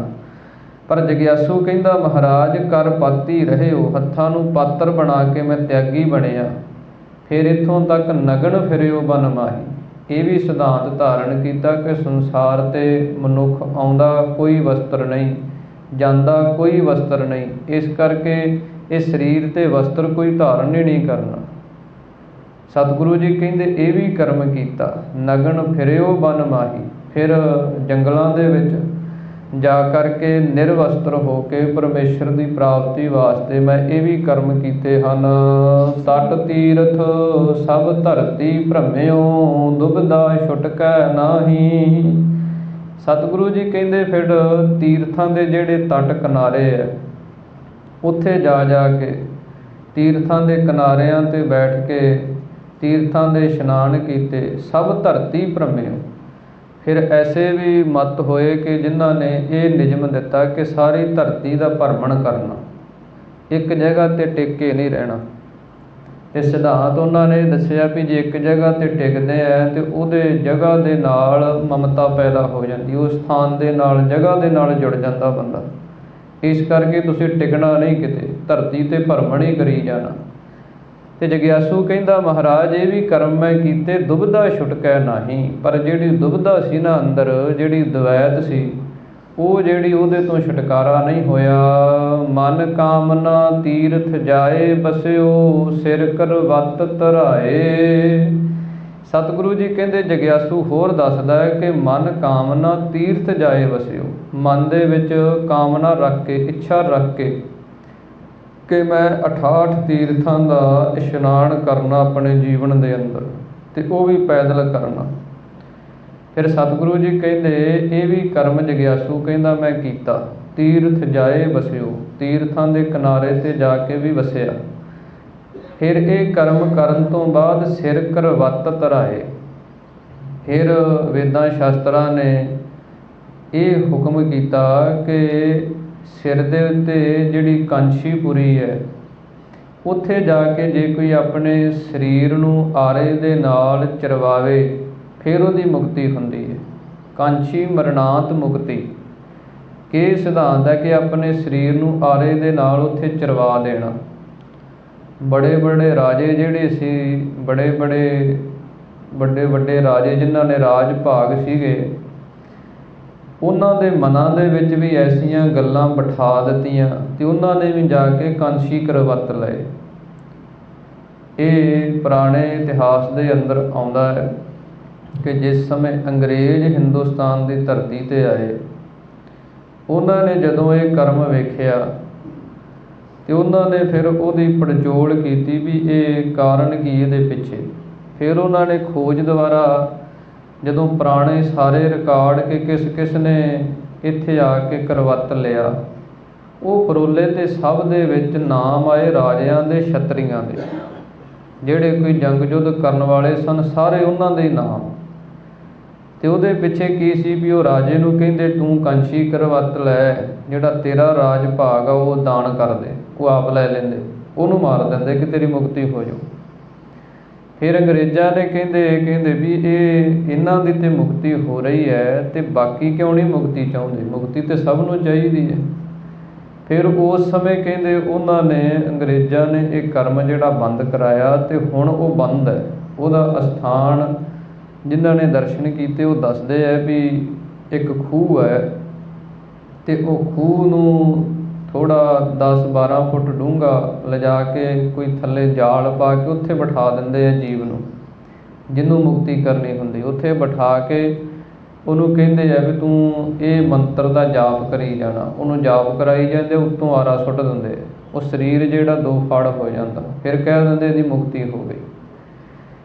ਅਤੇ ਜਗਿਆਸੂ ਕਹਿੰਦਾ ਹੈ, ਜਗਿਆਸੂ ਮੁਖ ਦੁਆਰਾ ਬਚਨ ਹਨ ਕਿ ਇੰਨੇ ਜਨਮ ਧਾਰਨ ਕਰਕੇ ਕਿ ਇਹ ਵੀ ਜਿਹੜੇ ਕਾਂਸ਼ੀ ਕਰਵਤ ਸੀ ਇਹ ਵੀ ਧਰਾਏ, ਇਹ ਵੀ ਸਰੀਰ ਦੇ ਉੱਤੇ ਧਾਰਨ ਕਰ ਲਏ। ਮਨ ਕੀ ਮੈਲ ਨ ਉਤਰੈ ਇਹ ਬਿਧ, ਜੇ ਲੱਖ ਯਤਨ ਕਰਾਏ। ਸਤਿਗੁਰੂ ਜੀ ਕਹਿੰਦੇ, ਜਗਿਆਸੂ ਕਹਿੰਦਾ ਮਹਾਰਾਜ ਮਨ ਦੀ ਜਿਹੜੀ ਮੈਲ ਸੀ ਉਹ ਨਹੀਂ ਉਤਰੀ, ਉਹ ਨਹੀਂ ਨਾਸ ਹੋਈ। ਲੱਖ ਯਤਨ ਕਰਾਏ, ਲੱਖਾਂ ਮੈਂ ਯਤਨ ਕਰ ਕਰਕੇ ਵੇਖ ਲਏ ਕਿ ਮਨ ਜਿਹੜਾ ਉਹ ਸ਼ਾਂਤ ਹੋ ਜਾਏ, ਮਨ ਜਿਹੜਾ ਉਹ ਪਰਮੇਸ਼ਰ ਦੇ ਵਿੱਚ ਅਭੇਦ ਹੋ ਜਾਏ। ਇੱਧਰਲੇ ਪਾਸੇ ਜਿਹੜੀ ਮੈਲ ਸੀ ਮਨ ਦੀ ਉਹ ਲੱਥੀ ਨਹੀਂ। ਬੜੇ ਮੈਂ ਯਤਨ ਕੀਤੇ ਹਨ। ਕਨਕ ਕਾਮਨੀ ਹੈਵਰ ਗੈਵਰ, ਬਹੁ ਬਿਧ ਦਾਨ ਦਾ ਤਾਰਾ। ਫਿਰ ਜਗਿਆਸੂ ਅੱਗੋਂ ਹੋਰ ਬਚਨ ਕਰਦਾ ਕਿ ਮਹਾਰਾਜ ਮੈਂ ਕਨਕ ਕਾਮਨੀ, ਫਿਰ ਦਾਨ ਬੜਾ ਕੀਤਾ, ਸੋਨੇ ਦਾ ਦਾਨ, ਇਸੇ ਪ੍ਰਕਾਰ ਕਾਮਣੀ ਜਿਹੜੀ ਹੈ, ਇਸਤਰੀ ਹੈ, ਇਹਦਾ ਵੀ ਦਾਨ ਵੇਦਾਂ ਸ਼ਾਸਤਰਾਂ ਦੇ ਅੰਦਰ ਸੇਜਾ ਨਾਰੀ ਭੂਮ ਦਾਨ ਸਤਿਗੁਰਾਂ ਦੀ ਪਾਵਨ ਬਾਣੀ ਬਚਨ ਕਰਦੀ ਹੈ ਕਿ ਅਰਪੈ ਨਾਰ ਸਿਗਾਰ ਸਮੇਤ, ਕਿ ਇਹ ਵੀ ਦਾਨ ਜਿਹੜਾ ਮੈਂ ਕੀਤਾ। ਖੈਬਰ ਜਿਹੜੇ ਕੋਈ ਸ੍ਰੇਸ਼ਟ ਨਸਲ ਦੇ ਘੋੜੇ ਹੈ, ਗੈਬਰ ਹਾਥੀ ਹੈ, ਬਹੁ ਵਿਧ ਦਾਨ ਦਾ ਤਾਰਾ। ਇਹ ਬੜੀਆਂ ਵਿਧੀਆਂ ਦੇ ਨਾਲ ਜਿਵੇਂ ਵੇਦਾਂ ਸ਼ਾਸਤਰਾਂ ਨੇ ਦੱਸਿਆ ਉਹਦੇ ਅਨੁਸਾਰ ਹੀ ਦਾਨ ਜਿਹੜਾ ਬੜਾ ਕੀਤਾ ਹੈ। ਅੰਨ ਵਸਤਰ ਭੂਮ ਬਹੁ ਅਰਪੇ, ਨਹਿ ਮਿਲੀਐ ਹਰ ਦੁਆਰਾ। ਫਿਰ ਅੰਨ ਦੇ ਛੇਤਰ ਵੀ ਬੜੇ ਲਾਏ, ਵਸਤਰ ਜਿਹੜੇ ਹੈ ਕੱਪੜੇ ਵੀ ਬੜੇ ਦਾਨ ਕੀਤੇ। ਭੂਮ ਬਹੁ ਅਰਪੇ, ਧਰਤੀ ਜਿਹੜੀ ਹੈ ਇਹ ਵੀ ਦਾਨ ਕੀਤੀ। ਨਹਿ ਮਿਲੀਐ ਹਰ ਦੁਆਰਾ, ਪਰ ਸਭ ਕੁਝ ਕਰਨੇ ਕਰਕੇ ਸਤਿਗੁਰੂ ਜੀ ਕਹਿੰਦੇ, ਜਗਿਆਸੂ ਕਹਿੰਦਾ ਹੈ ਵੀ ਉਹ ਹਰੀ ਪਰਮੇਸ਼ਰ ਦਾ ਦੁਆਰਾ ਦਰ ਜਿਹੜਾ ਉਹ ਨਹੀਂ ਮਿਲਿਆ। ਇੰਨਾ ਕੁਝ ਕਰਨ ਦੇ ਨਾਲ ਤੀਰਥ ਪੁੰਨ ਦਾਨ ਬੜਾ ਕੁਝ ਕੀਤਾ, ਪਰ ਉਹ ਪਰਮੇਸ਼ਰ ਦੀ ਪ੍ਰਾਪਤੀ ਨਹੀਂ ਹੋਈ। ਕਿਉਂਕਿ ਪਰਮੇਸ਼ਰ ਦੀ ਪ੍ਰਾਪਤੀ ਇਹ ਸਭ ਕੁਝ ਦਿੱਤਾ ਤੇ ਉਸੇ ਨੇ ਹੈ, ਤੇ ਉਸੇ ਦਾ ਹੀ ਦਿੱਤਾ ਅੱਗੇ ਦੇ ਕੇ ਉਹਦੀ ਪ੍ਰਾਪਤੀ ਦੀ ਇੱਛਾ ਰੱਖਣੀ। ਸਤਿਗੁਰੂ ਜੀ ਕਹਿੰਦੇ ਇੱਦਾਂ ਨਹੀਂ ਹੁੰਦਾ। ਇਸ ਕਰਕੇ ਜਗਿਆਸੂ ਕਹਿੰਦਾ ਨਹਿ ਮਿਲੀਐ ਹਰ ਦੁਆਰਾ, ਹਰੀ ਪਰਮੇਸ਼ਰ ਦਾ ਦੁਆਰਾ ਜਿਹੜਾ ਉਹਦੀ ਪ੍ਰਾਪਤੀ ਨਹੀਂ ਹੋਈ। ਪੂਜਾ ਅਰਚਾ ਬੰਧਨ ਡੰਡੌਤ, ਖਟ ਕਰਮਾ ਰਤ ਰਹਿਤਾ। ਇਸੇ ਪ੍ਰਕਾਰ ਹੀ ਫਿਰ ਪੂਜਾ ਜਿਹੜੀ 16 ਪ੍ਰਕਾਰ ਦੀ ਕਿ ਮੂਰਤੀ ਦਾ ਪੂਜਨ ਉਹ ਵੀ ਕੀਤਾ। ਅਰਚਾ ਜਿਹੜੀ ਹੈ ਚੰਦਨ ਛਿੜਕਣਾ ਉਹ ਵੀ ਕੀਤਾ। ਬੰਧਨ ਡੰਡੌਤ ਕਿ ਡੰਡੌਤ ਵਰਤਨ, ਜਿਵੇਂ ਡੰਡਾ ਹੁੰਦਾ ਇੱਦਾਂ ਲੰਮੇ ਪੈ ਕੇ ਜਿਹੜੀ ਨਮਸਕਾਰ ਹੈ ਉਹ ਵੀ ਕੀਤੀ ਆਪਣੇ ਜੀਵਨ ਦੇ ਅੰਦਰ। ਖਟ ਕਰਮਾ, ਫਿਰ 6 ਤਰ੍ਹਾਂ ਦੇ ਕਰਮ ਜਿਹੜੇ ਹੈ, ਸੰਧਿਆ, ਗਾਇਤਰੀ, ਤਰਪਣ, ਇਸ਼ਨਾਨ, ਹੋਮ ਤੇ ਪੂਜਾ। ਇਹ ਜਿਹੜੇ ਕਰਮ ਦੱਸੇ ਗਏ ਵੇਦਾਂ ਅਨੁਸਾਰ 6 ਪ੍ਰਕਾਰ ਦੇ, ਇਹ ਵੀ ਮੈਂ ਕੀਤੇ ਹਨ। ਹਉ ਹਉ ਕਰਤ ਬੰਧਨ ਮਹਿ ਪਰਿਆ, ਨਹਿ ਮਿਲੀਐ ਇਹ ਜੁਗਤਾ। ਪਰ ਮਹਾਰਾਜ ਇਹਨਾਂ ਨੂੰ ਕਰ ਕਰਕੇ ਮੈਂ ਹਉ ਹਉ ਦੇ ਵਿੱਚ, ਮੈਂ ਦੇ ਵਿੱਚ ਹੀ ਕਿ ਹਾਂ ਮੈਂ ਕਰ ਰਿਹਾ ਹਾਂ, ਮੈਂ ਪੂਜਾ ਕਰ ਰਿਹਾ, ਮੈਂ ਬੰਦਨਾ ਕਰ ਰਿਹਾ, ਮੈਂ ਡੰਡੌਤ ਕਰ ਰਿਹਾ। ਇਹ ਹੰਗਤਾ ਜਿਹੜੀ ਹੈ ਇਹਦੇ ਵਿੱਚ ਮੈਂ ਵੱਜਦਾ ਰਿਹਾ। ਨਹਿ ਮਿਲੀ ਹੈ ਇਹ ਜੁਗਤਾ, ਇਸ ਜੁਗਤੀ ਦੇ ਨਾਲ ਉਹ ਪਰਮੇਸ਼ਰ ਸੀ ਜਿਹੜਾ ਉਹਦੀ ਪ੍ਰਾਪਤੀ ਨਹੀਂ ਹੋਈ। ਜੋਗ ਸਿੱਧ ਆਸਣ 84 ਇਹ ਭੀ ਕਰ ਕਰ ਰਹਿਆ। ਫਿਰ ਮਹਾਰਾਜ ਮੈਂ ਸਿੱਧ ਬਣ ਗਿਆ, ਯੋਗ ਦੇ ਅੰਗ ਜਿਹੜੇ ਉਹ ਧਾਰਨ ਕੀਤੇ। ਤੇ ਯੋਗ ਦੇ ਜਿਹੜੇ ਆਸਣ ਹੁੰਦੇ, ਯੋਗੀਆਂ ਦੇ 84 ਆਸਣ ਮੰਨੇ, ਜਿਨ੍ਹਾਂ ਦੇ ਵਿੱਚੋਂ 2 ਆਸਣ ਜਿਹੜੇ ਹੈ ਉਹ ਉੱਤਮ ਹੈ, ਸਿੱਧ ਆਸਣ, ਪਦਮ ਆਸਣ। ਇਹਨਾਂ ਦੀ ਬੜੀ ਲੰਮੀ ਚੌੜੀ ਤੇ ਡੂੰਘੀ ਕਥਾ ਹੈ। ਇਤਿਹਾਸ ਦੇ ਅੰਦਰ ਜਿਸ ਸਮੇਂ ਸ੍ਰੀ ਗੁਰੂ ਨਾਨਕ ਦੇਵ ਮਹਾਰਾਜ ਜੀ ਦੀ ਸਿੱਧਾਂ ਦੇ ਨਾਲ ਵਿਚਾਰ ਗੋਸ਼ਟੀ ਹੋਈ ਤੇ ਕਵੀ ਭਾਈ ਸੰਤੋਖ ਸਿੰਘ ਜੀ ਨੇ ਨਾਨਕ ਪ੍ਰਕਾਸ਼ ਗ੍ਰੰਥ ਦੇ ਅੰਦਰ ਉਹ ਸਾਰੀ ਵਾਰਤਾ, ਯੋਗ ਦੇ ਕੀ ਅੰਗ ਹੁੰਦੇ ਹੈ, 8 ਯੋਗ ਦੇ ਅੰਗ ਹੈ, ਫਿਰ ਇਹਨਾਂ ਦੇ ਸਾਧਨ ਹਨ, ਫਿਰ ਆਸਣ ਕਿੰਨੇ ਤਰ੍ਹਾਂ ਦੇ ਹੁੰਦੇ ਹੈ, ਫਿਰ ਕਿੰਨੇ ਤਰ੍ਹਾਂ ਦੀ ਪੌਣ ਹੈ, ਇਹ ਸਾਰੇ ਜਿਹੜੀ ਕਥਾ ਯੋਗ ਮਤ ਦੀ ਉਹ ਦਰਸਾਈ ਗਈ ਹੈ। ਪਰ ਜਗਿਆਸੂ ਕਹਿੰਦਾ ਮਹਾਰਾਜ ਇਹ ਯੋਗੀਆਂ ਦੇ ਆਸਣ ਜਿਹੜੇ ਲਾਉਣੇ ਹੈ ਇਹ ਵੀ ਮੈਂ ਸਿੱਖ ਲਏ, ਇਹ ਵੀ ਕਰ ਕਰ ਰਹਿਆ, ਇਹ ਵੀ ਕਰ ਕਰਕੇ ਮੈਂ ਰਹਿ ਗਿਆ ਹਾਂ। ਵੱਡੀ ਆਰਜਾ ਫਿਰ ਜਨਮੈ, ਹਰਸਿਓ ਸੰਗ ਨ ਗਹਿਆ। ਕਿ ਮਹਾਰਾਜ ਉਮਰ ਵੱਧ ਗਈ ਮੇਰੀ, ਯੋਗ ਦੇ ਨਾਲ ਕੀ ਹੋਇਆ, ਉਮਰ ਵੱਧ ਜਾਂਦੀ ਹੈ। ਆਪਣੇ ਸਵਾਸਾਂ ਨੂੰ ਜੋਗੀ ਰੋਕ ਲੈਂਦੇ ਹੈ, ਜਿਹਦੇ ਦੁਆਰਾ ਉਮਰ ਲੰਮੇਰੀ ਹੋ ਜਾਂਦੀ ਹੈ। ਜਿਸ ਸਮੇਂ ਗੁਰੂ ਨਾਨਕ ਪਾਤਸ਼ਾਹ ਮਹਾਰਾਜ ਗਏ ਸਿੱਧਾਂ ਦੇ ਪਾਸ, ਤੇ ਉਮਰ ਬੜੀ ਸਿੱਧਾਂ ਦੀ, ਕਿਸੇ ਦੀ 1000 ਵਰ੍ਹੇ ਦੀ ਹੈ, ਕਿਸੇ ਦੀ 2000 ਵਰ੍ਹੇ ਦੀ ਹੈ। ਪਰ ਸਤਿਗੁਰੂ ਜੀ ਕਹਿੰਦੇ ਇੰਨੀ ਉਮਰ ਵਧਾ ਕੇ ਵੀ, ਜਿਵੇਂ ਜਪਜੀ ਸਾਹਿਬ ਦੇ ਅੰਦਰ ਸਤਿਗੁਰਾਂ ਨੇ ਕਿਹਾ, ਜੇ ਜੁਗ ਚਾਰੇ ਆਰਜਾ ਹੋਰ ਦਸੂਣੀ ਹੋਏ, ਨਵਾਂ ਖੰਡਾਂ ਵਿੱਚ ਜਾਣੀ ਹੈ, ਨਾਲ ਚੱਲੈ ਸਭ ਕੋਏ, ਚੰਗਾ ਨਾਉ ਰਖਾਏ ਕੈ, ਜਸ ਕੀਰਤ ਜਗ ਲੈ। ਪਰ ਜੇ ਤਿਸ ਨਜ਼ਰ ਨਾ ਆਵੇ ਤਾਂ ਬਾਤ ਨਾ ਪੁੱਛੈ ਕੇ। ਉਹ ਪਰਮੇਸ਼ਰ ਦੀ ਨਿਗਾਹ 'ਚ ਨਹੀਂ ਜੇ ਆਏ, ਉਹਨੂੰ ਨਹੀਂ ਪਾਏ, ਤੇ ਵੱਡੀ ਤੋਂ ਵੱਡੀ ਉਮਰ ਜਿਹੜੀ ਹੈ ਇਹ ਵੀ ਸਤਿਗੁਰੂ ਜੀ ਕਹਿੰਦੇ ਕਿਸੇ ਕੰਮ ਨਹੀਂ ਆਈ। ਜਿਵੇਂ ਭਗਤ ਫਰੀਦ ਸਾਹਿਬ ਜੀ ਨੇ ਬਚਨ ਕੀਤੇ, ਫਰੀਦਾ ਜੇ ਸੋ ਵਰਿਆ ਜੀਵਣਾ, ਭੀ ਤਨ ਹੋਸੀ ਖੇ। ਅਖੀਰ ਜਿਹੜੀ ਹੈ ਉਹ ਤੇ ਮਿੱਟੀ ਹੈ, ਮਿੱਟੀ ਦਾ ਸਰੀਰ ਬਣਿਆ ਤੇ ਇਹਦਾ ਅਖੀਰ ਮਿੱਟੀ ਹੈ। ਕਿੰਨੀ ਕੁ ਉਮਰ ਕੋਈ ਵਧਾ ਸਕਦਾ। ਇਸ ਕਰਕੇ ਸਤਿਗੁਰੂ ਜੀ ਕਹਿੰਦੇ, ਜਗਿਆਸੂ ਕਹਿੰਦਾ ਮਹਾਰਾਜ ਵੱਡੀ ਆਰਜਾ ਵੀ ਮੈਂ ਕਰ ਲਈ, ਪਰ ਉਹ ਹਰੀ ਪਰਮੇਸ਼ਰ ਦੇ ਨਾਲ ਸੰਗ ਸੀ ਜਿਹੜਾ, ਇਹ ਨਹੀਂ ਬਣਿਆ।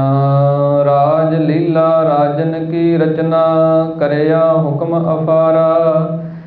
ਫਿਰ ਸਤਿਗੁਰੂ ਜੀ ਕਹਿੰਦੇ ਹਨ, ਜਗਿਆਸੂ ਕਹਿੰਦਾ ਮਹਾਰਾਜ ਮੈਂ ਜਪ ਤਪ ਕਰਕੇ, ਰਿੱਧੀਆਂ ਸਿੱਧੀਆਂ ਲੈ ਕੇ, ਸ਼ਕਤੀਆਂ ਲੈ ਕੇ ਰਾਜਾ ਬਣ ਗਿਆ ਕਿ ਇਹ ਸੰਸਾਰ ਦਾ ਰਾਜ ਭਾਗ ਮੈਨੂੰ ਮਿਲ ਗਿਆ ਜਪ ਤਪ ਦੁਆਰਾ। ਤੇ ਰਾਜ ਲੀਲਾ, ਫਿਰ ਰਾਜਿਆਂ ਵਾਲੀ ਮੈਂ ਲੀਲਾ ਕੀਤੀ। ਰਾਜਿਆਂ ਦੀ ਲੀਲਾ ਹੁੰਦੀ ਹੈ, ਨਾਚ ਗਾਣੇ ਵੇਖਣੇ, ਸ਼ਿਕਾਰ ਖੇਡਣੇ, ਤਰ੍ਹਾਂ ਤਰ੍ਹਾਂ ਦੇ ਰੰਗ ਤਮਾਸ਼ੇ ਵੇਖਣੇ, ਉਹ ਵੀ ਮੈਂ ਕੀਤੇ। ਰਾਜਨ ਕੀ ਰਚਨਾ, ਰਾਜਿਆਂ ਵਾਲਾ ਠਾਠ ਬਾਠ ਬਣਾ ਲਿਆ। ਕਰਿਆ ਹੁਕਮ ਅਫਾਰਾ, ਕਿ ਰਾਜੇ ਦਾ ਹੁਕਮ ਜਿਹੜਾ ਹੁੰਦਾ ਉਹ ਵੀ ਮੈਂ ਕੀਤਾ, ਕਿ ਹੁਕਮੀ ਬਣ ਗਿਆ, ਕਿ ਮੇਰਾ ਹੁਕਮ ਚੱਲਦਾ ਸੰਸਾਰ 'ਤੇ। ਇਹਦਾ ਅਫਾਰਾ ਹੋ ਗਿਆ, ਇਹਦਾ ਵੀ ਹੰਕਾਰ ਧਾਰਨ ਕਰ ਲਿਆ। ਹੁਕਮ ਹਾਸਲ ਕਰੀ ਬੈਠਾ, ਨਾਨਕਾ ਸਭ ਵਾਓ। ਸ਼੍ਰੀ ਗੁਰੂ ਨਾਨਕ ਪਾਤਸ਼ਾਹ ਮਹਾਰਾਜ ਬਚਨ ਕਰਦੇ ਆ, ਕੋਈ ਰਾਜਾ ਬਣ ਗਿਆ ਅਤੇ ਉਹ ਹੁਕਮ ਕਰਨ ਲੱਗ ਪਿਆ, ਇਹ ਵੀ ਉਹਦਾ ਵਾਓ ਵਿਅਰਥ ਹੀ ਹੈ। ਅਤੇ ਜੇ ਉਹ ਹੰਗਤਾ ਧਾਰਨ ਕਰੇ ਵੀ ਮੇਰਾ ਹੀ ਹੁਕਮ ਚੱਲੇਗਾ, ਮੈਂ ਰਾਜਾ ਹਾਂ ਸੰਸਾਰ ਦਾ। ਅਤੇ ਸਤਿਗੁਰੂ ਜੀ ਕਹਿੰਦੇ ਇਸ ਭਰਮ ਦੇ ਵਿੱਚ ਵੀ ਪੈ ਕੇ ਮੈਂ ਵੇਖ ਲਿਆ। ਸੇਜ ਸੋਹਣੀ ਚੰਦਨ ਚੋਆ, ਨਰਕ ਘੋਰ ਕਾ ਦੁਆਰਾ। ਜਗਿਆਸੂ ਕਹਿੰਦਾ ਮਹਾਰਾਜ ਮੈਂ ਰਾਜਾ ਬਣ ਕੇ ਸੇਜਾ ਬੜੀ ਸੁੰਦਰ ਬਣਾਈ, ਕਿ ਬੜੀ ਕੀਮਤੀ ਲੱਕੜ ਦੀ ਸੇਜਾ ਹੋਵੇ, ਹਾਥੀ ਦੇ ਦੰਦ ਦੀ ਉਹਦੇ 'ਤੇ ਮੀਨਾਕਾਰੀ ਕੀਤੀ ਹੋਵੇ, ਐਡੀ ਸੁੰਦਰ ਸੇਜਾ ਹੋਵੇ। ਫਿਰ ਉਹਦੇ 'ਤੇ ਚੰਦਨ ਚੋਆ, ਚੰਦਨ ਛਿੜਕਿਆ ਹੋਵੇ, ਤਰ੍ਹਾਂ ਤਰ੍ਹਾਂ ਦੀਆਂ ਸੁਗੰਧੀਆਂ ਆਉਂਦੀਆਂ ਹੋਣ। ਪਰ ਸਤਿਗੁਰੂ ਜੀ ਦੇ ਪਾਸ ਜਗਿਆਸੂ ਬੇਨਤੀ ਕਰਦਾ, ਮਹਾਰਾਜ ਪ੍ਰਾਪਤ ਹੋਇਆ ਨਰਕ ਘੋਰ ਕਾ ਦੁਆਰਾ। ਇਹ ਤੇ ਘੋਰ ਜਿਵੇਂ ਭਿਆਨਕ ਨਰਕ ਹੁੰਦਾ ਉਹਦਾ ਹੀ ਦਰਵਾਜ਼ਾ ਹੈ, ਵੀ ਇਹਦੇ 'ਚੋਂ ਲੰਘ ਕੇ ਅੱਗੇ ਸਿੱਧਾ ਬੰਦਾ ਨਰਕਾਂ 'ਚ ਹੀ ਜਾਂਦਾ, ਇਹ ਦਰਵਾਜ਼ਾ ਹੀ ਹੈ। ਇੰਨੇ ਜਿਹੜੇ ਇਹ ਮੈਂ ਕੀਤੇ ਸਭ ਇਹ ਕਰਨੇ ਕਰਕੇ ਉਦੋਂ ਬਾਅਦ ਪ੍ਰਾਪਤੀ ਕੀ ਹੋਈ ਹੈ, ਨਰਕ ਘੋਰ ਦੀ। ਇਹਦੇ ਦੁਆਰਾ ਵੀ ਨਰਕਾਂ ਦੇ ਅੰਦਰ ਹੀ ਜਾਂਦਾ ਜੀਵ, ਜਿਵੇਂ ਤਪੋ ਰਾਜ ਰਾਜੋ ਨਰਕ। ਇਹ ਸਤਿਗੁਰੂ ਜੀ ਕਹਿੰਦੇ, ਜਗਿਆਸੂ ਕਹਿੰਦਾ ਮੈਂ ਕਰਕੇ ਵੇਖੇ ਹਨ। ਹਰ ਕੀਰਤ ਸਾਧ ਸੰਗਤ ਹੈ, ਸਿਰ ਕਰਮਣ ਕੈ ਕਰਮਾ। ਇਹ ਸਤਿਗੁਰੂ ਜੀ ਇਹ ਸਾਰੇ ਸ਼ਬਦ ਦੇ ਅਖੀਰ 'ਤੇ ਜਗਿਆਸੂ ਮੁਖ ਦੁਆਰਾ ਪਿੱਛੇ ਸਾਰੇ ਇਹ ਸਵਾਲ ਸਨ ਕਿ ਮਹਾਰਾਜ ਮੈਂ ਆਹ ਕੁਝ ਕੀਤਾ, ਇੰਨੇ ਕਰਮ ਕੀਤੇ।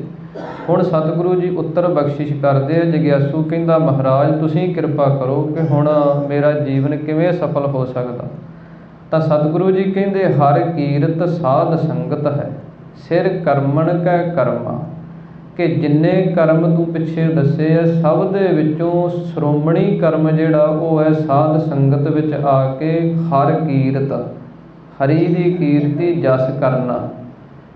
ਇਹ ਸਭ ਤੋਂ ਉੱਤਮ ਕਰਮ ਹੈ। ਸਤਿਗੁਰੂ ਜੀ ਕਹਿੰਦੇ ਕਲਯੁਗ ਦੇ ਸਮੇਂ ਦੇ ਅੰਦਰ ਕਿ ਗੁਰੂ ਕੀ ਹਜ਼ੂਰੀ ਦੇ ਵਿੱਚ ਆ ਕੇ ਨਾਮ ਦਾ ਉਚਾਰਨ ਕਰਨਾ, ਗੁਰਬਾਣੀ ਦੀ ਵਿਚਾਰ ਕਰਨੀ, ਸੁਣਨੀ, ਬਾਣੀ ਪੜ੍ਹਨੀ, ਕੀਰਤਨ ਕਰਨਾ ਅਤੇ ਪਰਮੇਸ਼ਰ ਦੇ ਨਾਮ ਦੀ ਵਡਿਆਈ ਕਰਨੀ ਸਾਧ ਸੰਗਤ ਦੁਆਰਾ। ਸਤਿਗੁਰੂ ਜੀ ਕਹਿੰਦੇ ਸਿਰ ਕਰਮਣ ਕੈ ਕਰਮਾ। ਇਹ ਸਭ ਇਹ ਕਰਮਾਂ ਤੋਂ ਸਿਰੇ ਦਾ ਕਰਮ ਇਹ ਹੈ ਕਿ ਜਿਹੜਾ ਸਾਧ ਸੰਗਤ ਕਰਨ ਲੱਗ ਪਿਆ, ਆਉਣ ਲੱਗ ਪਿਆ, ਬੈਠਣ ਲੱਗ ਪਿਆ, ਉਹਦਾ ਮਨ ਟਿਕਣ ਲੱਗ ਪਿਆ ਸਾਧ ਸੰਗਤ 'ਚ।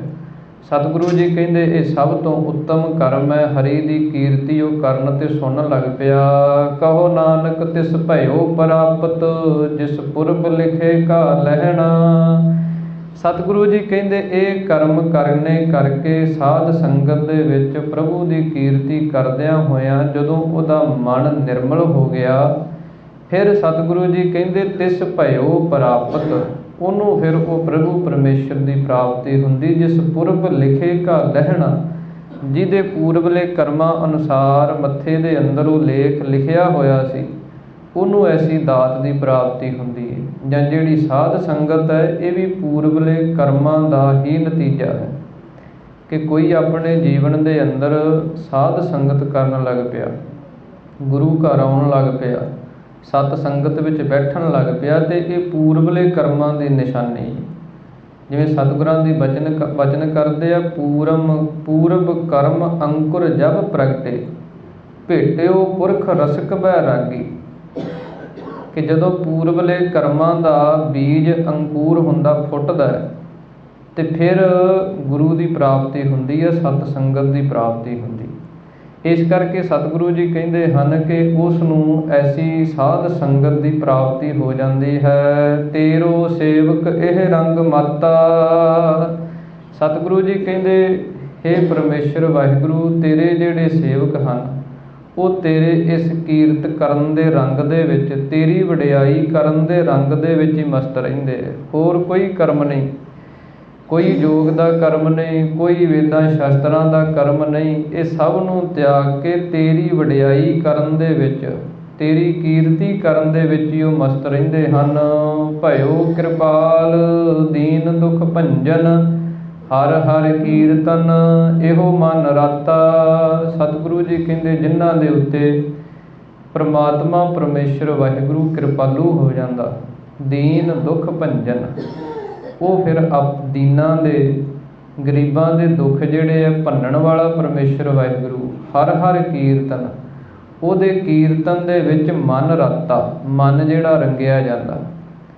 ਸਤਿਗੁਰਾਂ ਨੇ ਸਾਨੂੰ ਕੀਰਤਨ ਦੀ ਦਾਤ ਬਖਸ਼ਿਸ਼ ਕੀਤੀ ਹੈ।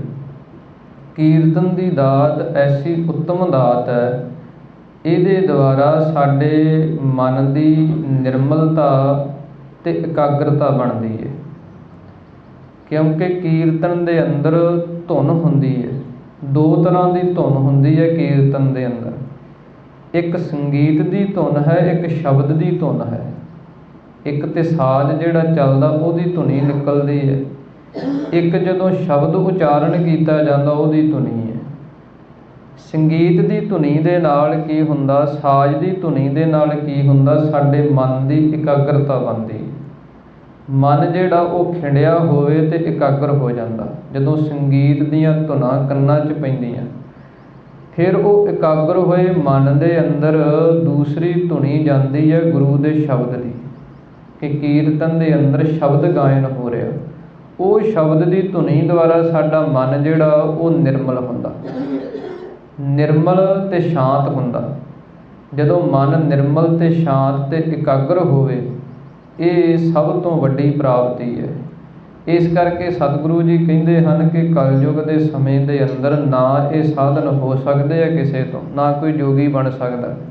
ਯੋਗ ਦੇ ਸਾਧਨ ਕਰਨੇ ਹੋਣ ਤੇ ਸਰੀਰ ਉੱਦਾਂ ਦੇ ਨਹੀਂ ਹੈ। ਇਸੇ ਪ੍ਰਕਾਰ ਹੀ ਵੇਦਾਂ ਸ਼ਾਸਤਰਾਂ ਦਾ ਗਿਆਨ ਧਿਆਨ ਪੜ੍ਹਨਾ ਹੋਵੇ ਤੇ ਇੰਨੀ ਉਮਰ ਨਹੀਂ ਹੈ, ਸਮਾਂ ਨਹੀਂ ਹੈ। ਇਸ ਕਰਕੇ ਸਭ ਤੋਂ ਉੱਤਮ ਕਲਯੁਗ ਦੇ ਅੰਦਰ ਸਤਿਗੁਰਾਂ ਨੇ ਸਾਧ ਸੰਗਤ ਕਾਇਮ ਕੀਤੀ ਹੈ। ਉਹਦੀ ਕੀਰਤਨ ਕਰਨਾ, ਵਡਿਆਈ ਕਰਨੀ, ਇਹ ਕਰਮ ਸਾਨੂੰ ਸਤਿਗੁਰਾਂ ਨੇ ਬਖਸ਼ਿਸ਼ ਕੀਤਾ। ਰਹਾਉ ਦੂਜਾ, ਇਹ ਦੂਸਰੇ ਰਹਾਉ ਦੇ ਅੰਦਰ ਸਤਿਗੁਰਾਂ ਨੇ ਜਗਿਆਸੂ ਨੂੰ ਉੱਤਰ ਬਖਸ਼ਿਸ਼ ਕੀਤੇ ਹੈ। ਜੋ ਜਗਿਆਸੂ ਮੁਖ ਦੁਆਰਾ ਸਵਾਲ ਸਨ ਕਿ ਮਹਾਰਾਜ ਇੰਨੇ ਕਰਮ ਇਸ ਕਲਯੁਗ ਦੇ ਸਮੇਂ ਦੇ ਅੰਦਰ ਚੱਲ ਰਹੇ ਆ, ਪਿੱਛੇ ਇੰਨਿਆਂ ਨੇ ਕੀਤੇ ਆ ਪਰ ਕੋਈ ਪ੍ਰਾਪਤੀ ਨਹੀਂ। ਫਿਰ ਸਤਿਗੁਰਾਂ ਨੇ ਇਹ ਬਚਨ ਉਚਾਰਨ ਕੀਤੇ ਉੱਤਰ ਰੂਪ ਦੇ ਅੰਦਰ ਕਿ ਕੀਰਤਨ ਇਹੋ ਮਨ ਰਾਤਾ, ਕਿ ਹਰੀ ਪਰਮੇਸ਼ਰ ਦਾ ਕੀਰਤਨ ਕਰਨ ਦੇ ਵਿੱਚ, ਉਹਦਾ ਜਸ ਕਰਨ ਦੇ ਵਿੱਚ, ਉਹਦੀ ਵਡਿਆਈ ਕਰਨ ਦੇ ਵਿੱਚ ਜਿਹਦਾ ਮਨ ਰੰਗਿਆ ਗਿਆ, ਜਿਹਦਾ ਮਨ ਉੱਧਰਲੇ ਖਿਆਲ ਦੇ ਵਿੱਚ ਮਿਲ ਗਿਆ, ਅਭੇਦ ਹੋ ਗਿਆ, ਸਤਿਗੁਰੂ ਜੀ ਕਹਿੰਦੇ ਉਹ ਆਪਣੇ ਜੀਵਨ ਦੇ ਅੰਦਰ ਪ੍ਰਭੂ ਪਰਮੇਸ਼ਰ ਦੀ ਪ੍ਰਾਪਤੀ ਕਰ ਲੈਂਦਾ। ਕਲਯੁਗ ਦੇ ਸਮੇਂ ਅੰਦਰ ਸਤਿਗੁਰਾਂ ਨੇ ਬਚਨ ਕੀਤੇ ਹਨ, ਸਤਿਯੁਗ ਸਤ, ਤ੍ਰੇਤਾ ਜੱਗੀ, ਦੁਆਪਰ ਪੂਜਾ ਚਾਰ, ਤਿੰਨੋਂ ਯੁੱਗ ਤਿੰਨੋਂ ਦਿੜੇ, ਕਲ ਕੇਵਲ ਨਾਮ ਆਧਾਰ। ਪਿਛਲੇ ਯੁੱਗਾਂ ਦੇ ਜਿੰਨੇ ਕਰਮ ਧਰਮ ਸਨ ਉਹ ਆਪੋ ਆਪਣੇ ਸਮੇਂ ਦੇ ਨਾਲ ਫਲੀਭੂਤ ਸਨ, ਉਹ ਕੀਤੇ ਗਏ। ਪਰ ਕਲਯੁਗ ਦੇ ਸਮੇਂ ਦੇ ਅੰਦਰ ਸਤਿਗੁਰੂ ਜੀ ਕਹਿੰਦੇ ਨਾਮ ਹੀ ਸਭ ਤੋਂ ਉੱਤਮ ਸਾਧਨ ਹੈ। ਇਸੇ ਨਾਮ ਦੁਆਰਾ ਹੀ, ਜਿਵੇਂ ਸ਼੍ਰੀ ਗੁਰੂ ਤੇਗ ਬਹਾਦਰ ਮਹਾਰਾਜ ਦੇ ਬਚਨ ਆਉਂਦੇ ਹਨ ਕਿ ਬੇਨਤੀ ਕੀਤੀ ਕਿ ਮਹਾਰਾਜ ਕਲਯੁਗ ਦੇ ਅੰਦਰ ਮੁਕਤੀ ਕਿਵੇਂ ਹੁੰਦੀ ਹੈ। ਇਹ ਸਤਿਗੁਰਾਂ ਨੇ ਬਚਨ ਕੀਤੇ, ਕਲ ਮਹਿ ਮੁਕਤ ਨਾਮ ਤੇ ਪਾਵਤ, ਗੁਰ ਜਹ ਭੇਦ ਬਤਾਵੈ। ਸਤਿਗੁਰੂ ਜੀ ਕਹਿੰਦੇ ਕਲਯੁਗ ਦੇ ਅੰਦਰ ਮੁਕਤੀ ਨਾਮ ਦੁਆਰਾ ਹੈ। ਇਸ ਭੇਦ ਨੂੰ ਗੁਰੂ ਸਾਹਿਬਾਨ ਹੀ ਦੱਸਦੇ ਹੈ। ਸਤਿਗੁਰਾਂ ਦੀ ਪਾਵਨ ਬਾਣੀ ਦੱਸਦੀ ਹੈ ਕਿ ਕਿਵੇਂ ਹੈ ਨਾਮ ਦੁਆਰਾ ਮੁਕਤੀ। ਇਸ ਨਾਮ ਦਾ ਅਭਿਆਸ ਕਰਕੇ, ਇਹਦਾ ਚਿੰਤਨ ਕਰਕੇ ਮੁਕਤੀ ਕਿਵੇਂ ਪ੍ਰਾਪਤ ਹੁੰਦੀ ਹੈ ਸਿਧਾਂਤ ਰੂਪ ਦੇ ਅੰਦਰ। ਇਹ ਪਾਵਨ ਪਵਿੱਤਰ ਉਪਦੇਸ਼ ਧੰਨ ਸ੍ਰੀ ਗੁਰੂ ਅਰਜਨ ਦੇਵ ਮਹਾਰਾਜ ਜੀ ਨੇ ਇਸ ਪਾਵਨ ਪਵਿੱਤਰ ਸ਼ਬਦ ਦੇ ਅੰਦਰ ਆਪਾਂ ਨੂੰ ਬਖਸ਼ਿਸ਼ ਕੀਤੇ ਹਨ। ਸਤਿਗੁਰਾਂ ਨੇ ਇਸ ਪਾਵਨ ਸ਼ਬਦ ਦੇ ਅੰਦਰ ਸਾਧ ਸੰਗਤ ਦੀ ਮਹਾਨਤਾ, ਸਾਧ ਸੰਗਤ ਕਰਨ ਦੇ ਲਾਭ ਅਤੇ ਸਾਧ ਸੰਗਤ ਕਰਕੇ ਨਾਮ ਦੀ ਪ੍ਰਾਪਤੀ ਅਤੇ ਉਹਦਾ ਅਭਿਆਸ ਕਰਕੇ ਪਰਮੇਸ਼ਰ ਦੀ ਪ੍ਰਾਪਤੀ, ਇਹ ਪਾਵਨ ਪਵਿੱਤਰ ਵਿਚਾਰਾਂ ਦੀ ਬਖਸ਼ਿਸ਼ ਸਤਿਗੁਰਾਂ ਨੇ ਕੀਤੀ ਹੈ। ਇੱਥੇ ਸ੍ਰੀ ਗੁਰੂ ਅਰਜਨ ਦੇਵ ਮਹਾਰਾਜ ਜੀ ਦੀਆਂ ਉਚਾਰਨ ਕੀਤੀਆਂ ਹੋਈਆਂ ਅਸ਼ਟਪਦੀਆਂ ਸੰਪੂਰਨ ਹੁੰਦੀਆਂ ਹਨ। ਇਸ ਤੋਂ ਅੱਗੇ ਜੋ ਸੋਰਠ ਦੀ ਵਾਰ ਹੈ, ਰਾਗ ਸੋਰਠ ਦੇ ਅੰਦਰ ਉਹਦੀ ਪ੍ਰਾਰੰਭਤਾ ਹੁੰਦੀ ਹੈ। ਉਹ ਆਪਾਂ ਕੱਲ੍ਹ ਦੇ ਸਮੇਂ ਜਿਹੜੀ ਵਿਚਾਰ ਹੈ ਉਹ ਪ੍ਰਾਰੰਭ ਕਰਾਂਗੇ। ਸਤਿਗੁਰੂ ਜੀ ਕਿਰਪਾ ਕਰਨ, ਹੋਈਆਂ ਬੇਅੰਤ ਭੁੱਲਾਂ ਗੁਰੂ ਅਤੇ ਗੁਰੂ ਕੀ ਸੰਗਤ ਬਖਸ਼ਣਯੋਗ ਹੈ। ਸ਼ਬਦ ਗੁਰੂ ਕਾ ਜਾਣ ਕੇ, ਸਿਧਾਂਤ ਗੁਰੂ ਕਾ ਜਾਣ ਕੇ ਹਿਰਦੇ 'ਚ ਵਸਾਈਏ। ਸਾਰੀਆਂ ਸੰਗਤਾਂ ਦਾ ਹਾਰਦਿਕ ਧੰਨਵਾਦ, ਕੋਟਨ ਕੋਟ ਧੰਨਵਾਦ ਸਤਿਗੁਰੂ ਸ੍ਰੀ ਗੁਰੂ ਗ੍ਰੰਥ ਸਾਹਿਬ ਮਹਾਰਾਜ ਜੀ ਦਾ, ਜਿਨ੍ਹਾਂ ਦੀ ਅਪਾਰ ਕਿਰਪਾ ਦੁਆਰਾ ਆਪਾਂ ਨੂੰ ਸਤ ਸੰਗਤ ਦੀਆਂ ਘੜੀਆਂ ਪ੍ਰਾਪਤ ਹੋ ਰਹੀਆਂ। ਸੋ ਸਤਿਗੁਰੂ ਜੀ ਕਿਰਪਾ ਕਰਨ। ਹੁਣ ਅਖੀਰਲੀਆਂ ਪੰਕਤੀਆਂ ਪੜ੍ਹ ਕੇ ਸਮਾਪਤੀ ਕਰੀਏ, ਉਪਰੰਤ ਅਰਦਾਸ ਦੇ ਵਿੱਚ ਸ਼ਾਮਲ ਹੋਈਏ ਜੀ। ਤੇਰੋ ਸੇਵਕ ਇਹ ਰੰਗ ਮਾਤਾ, ਭਇਓ ਕਿਰਪਾਲ ਦੀਨ ਦੁਖ ਭੰਜਨ। ਹਰ ਹਰ ਕੀਰਤਨ ਇਹੋ ਮਨ ਰਾਤਾ, ਰਹਾਉ ਦੂਜਾ। ਵਾਹਿਗੁਰੂ ਜੀ ਕਾ ਖਾਲਸਾ, ਵਾਹਿਗੁਰੂ ਜੀ ਕੀ ਫਤਿਹ। ਹੇ ਗੋਬਿੰਦ, ਹੇ ਗੋਪਾਲ, ਹੇ ਦਇਆਲ ਲਾਲ। ਪ੍ਰਾਣਨਾਥ ਅਨਾਥ ਸਖੇ, ਦੀਨ ਦਰਦ ਨਿਵਾਰ। ਹੇ ਸਮਰੱਥ ਅਗਮ ਪੂਰਨ, ਮੋਹਿ ਮਇਆ ਧਾਰ। ਅੰਧਕੂਪ ਮਹਾਭਿਆਨ, ਨਾਨਕ ਪਾਰ ਉਤਾਰ। ਆਏ ਪ੍ਰਭ ਸਰਣਾਗਤੀ, ਕਿਰਪਾ ਨਿਧ ਦਇਆਲ। ਏਕ ਅੱਖਰ ਹਰ ਮਨ ਬਸਤ, ਨਾਨਕ ਹੋਤ ਨਿਹਾਲ। ਜਲ ਥਲ ਮਹੀਅਲ ਪੂਰਿਆ, ਸੁਆਮੀ ਸਿਰਜਣਹਾਰ। ਅਨਕ ਭਾਂਤ ਹੋਏ ਪਸਿਆ, ਨਾਨਕ ਏਕੰਕਾਰ। ਵਾਹਿਗੁਰੂ ਨਾਮ ਜਹਾਜ ਹੈ, ਚੜ੍ਹੇ ਸੋ ਉਤਰੇ ਪਾਰ। ਜੋ ਸ਼ਰਧਾ ਕਰ ਸੇਵੰਦੇ, ਪਾਰ ਉਤਾਰਨ। ਜੋ ਸ਼ਰਧਾ ਕਰ ਸੇਵੰਦੇ, ਪਾਰ ਉਤਾਰਨ ਹਾਰ। ਤੂੰ ਠਾਕੁਰ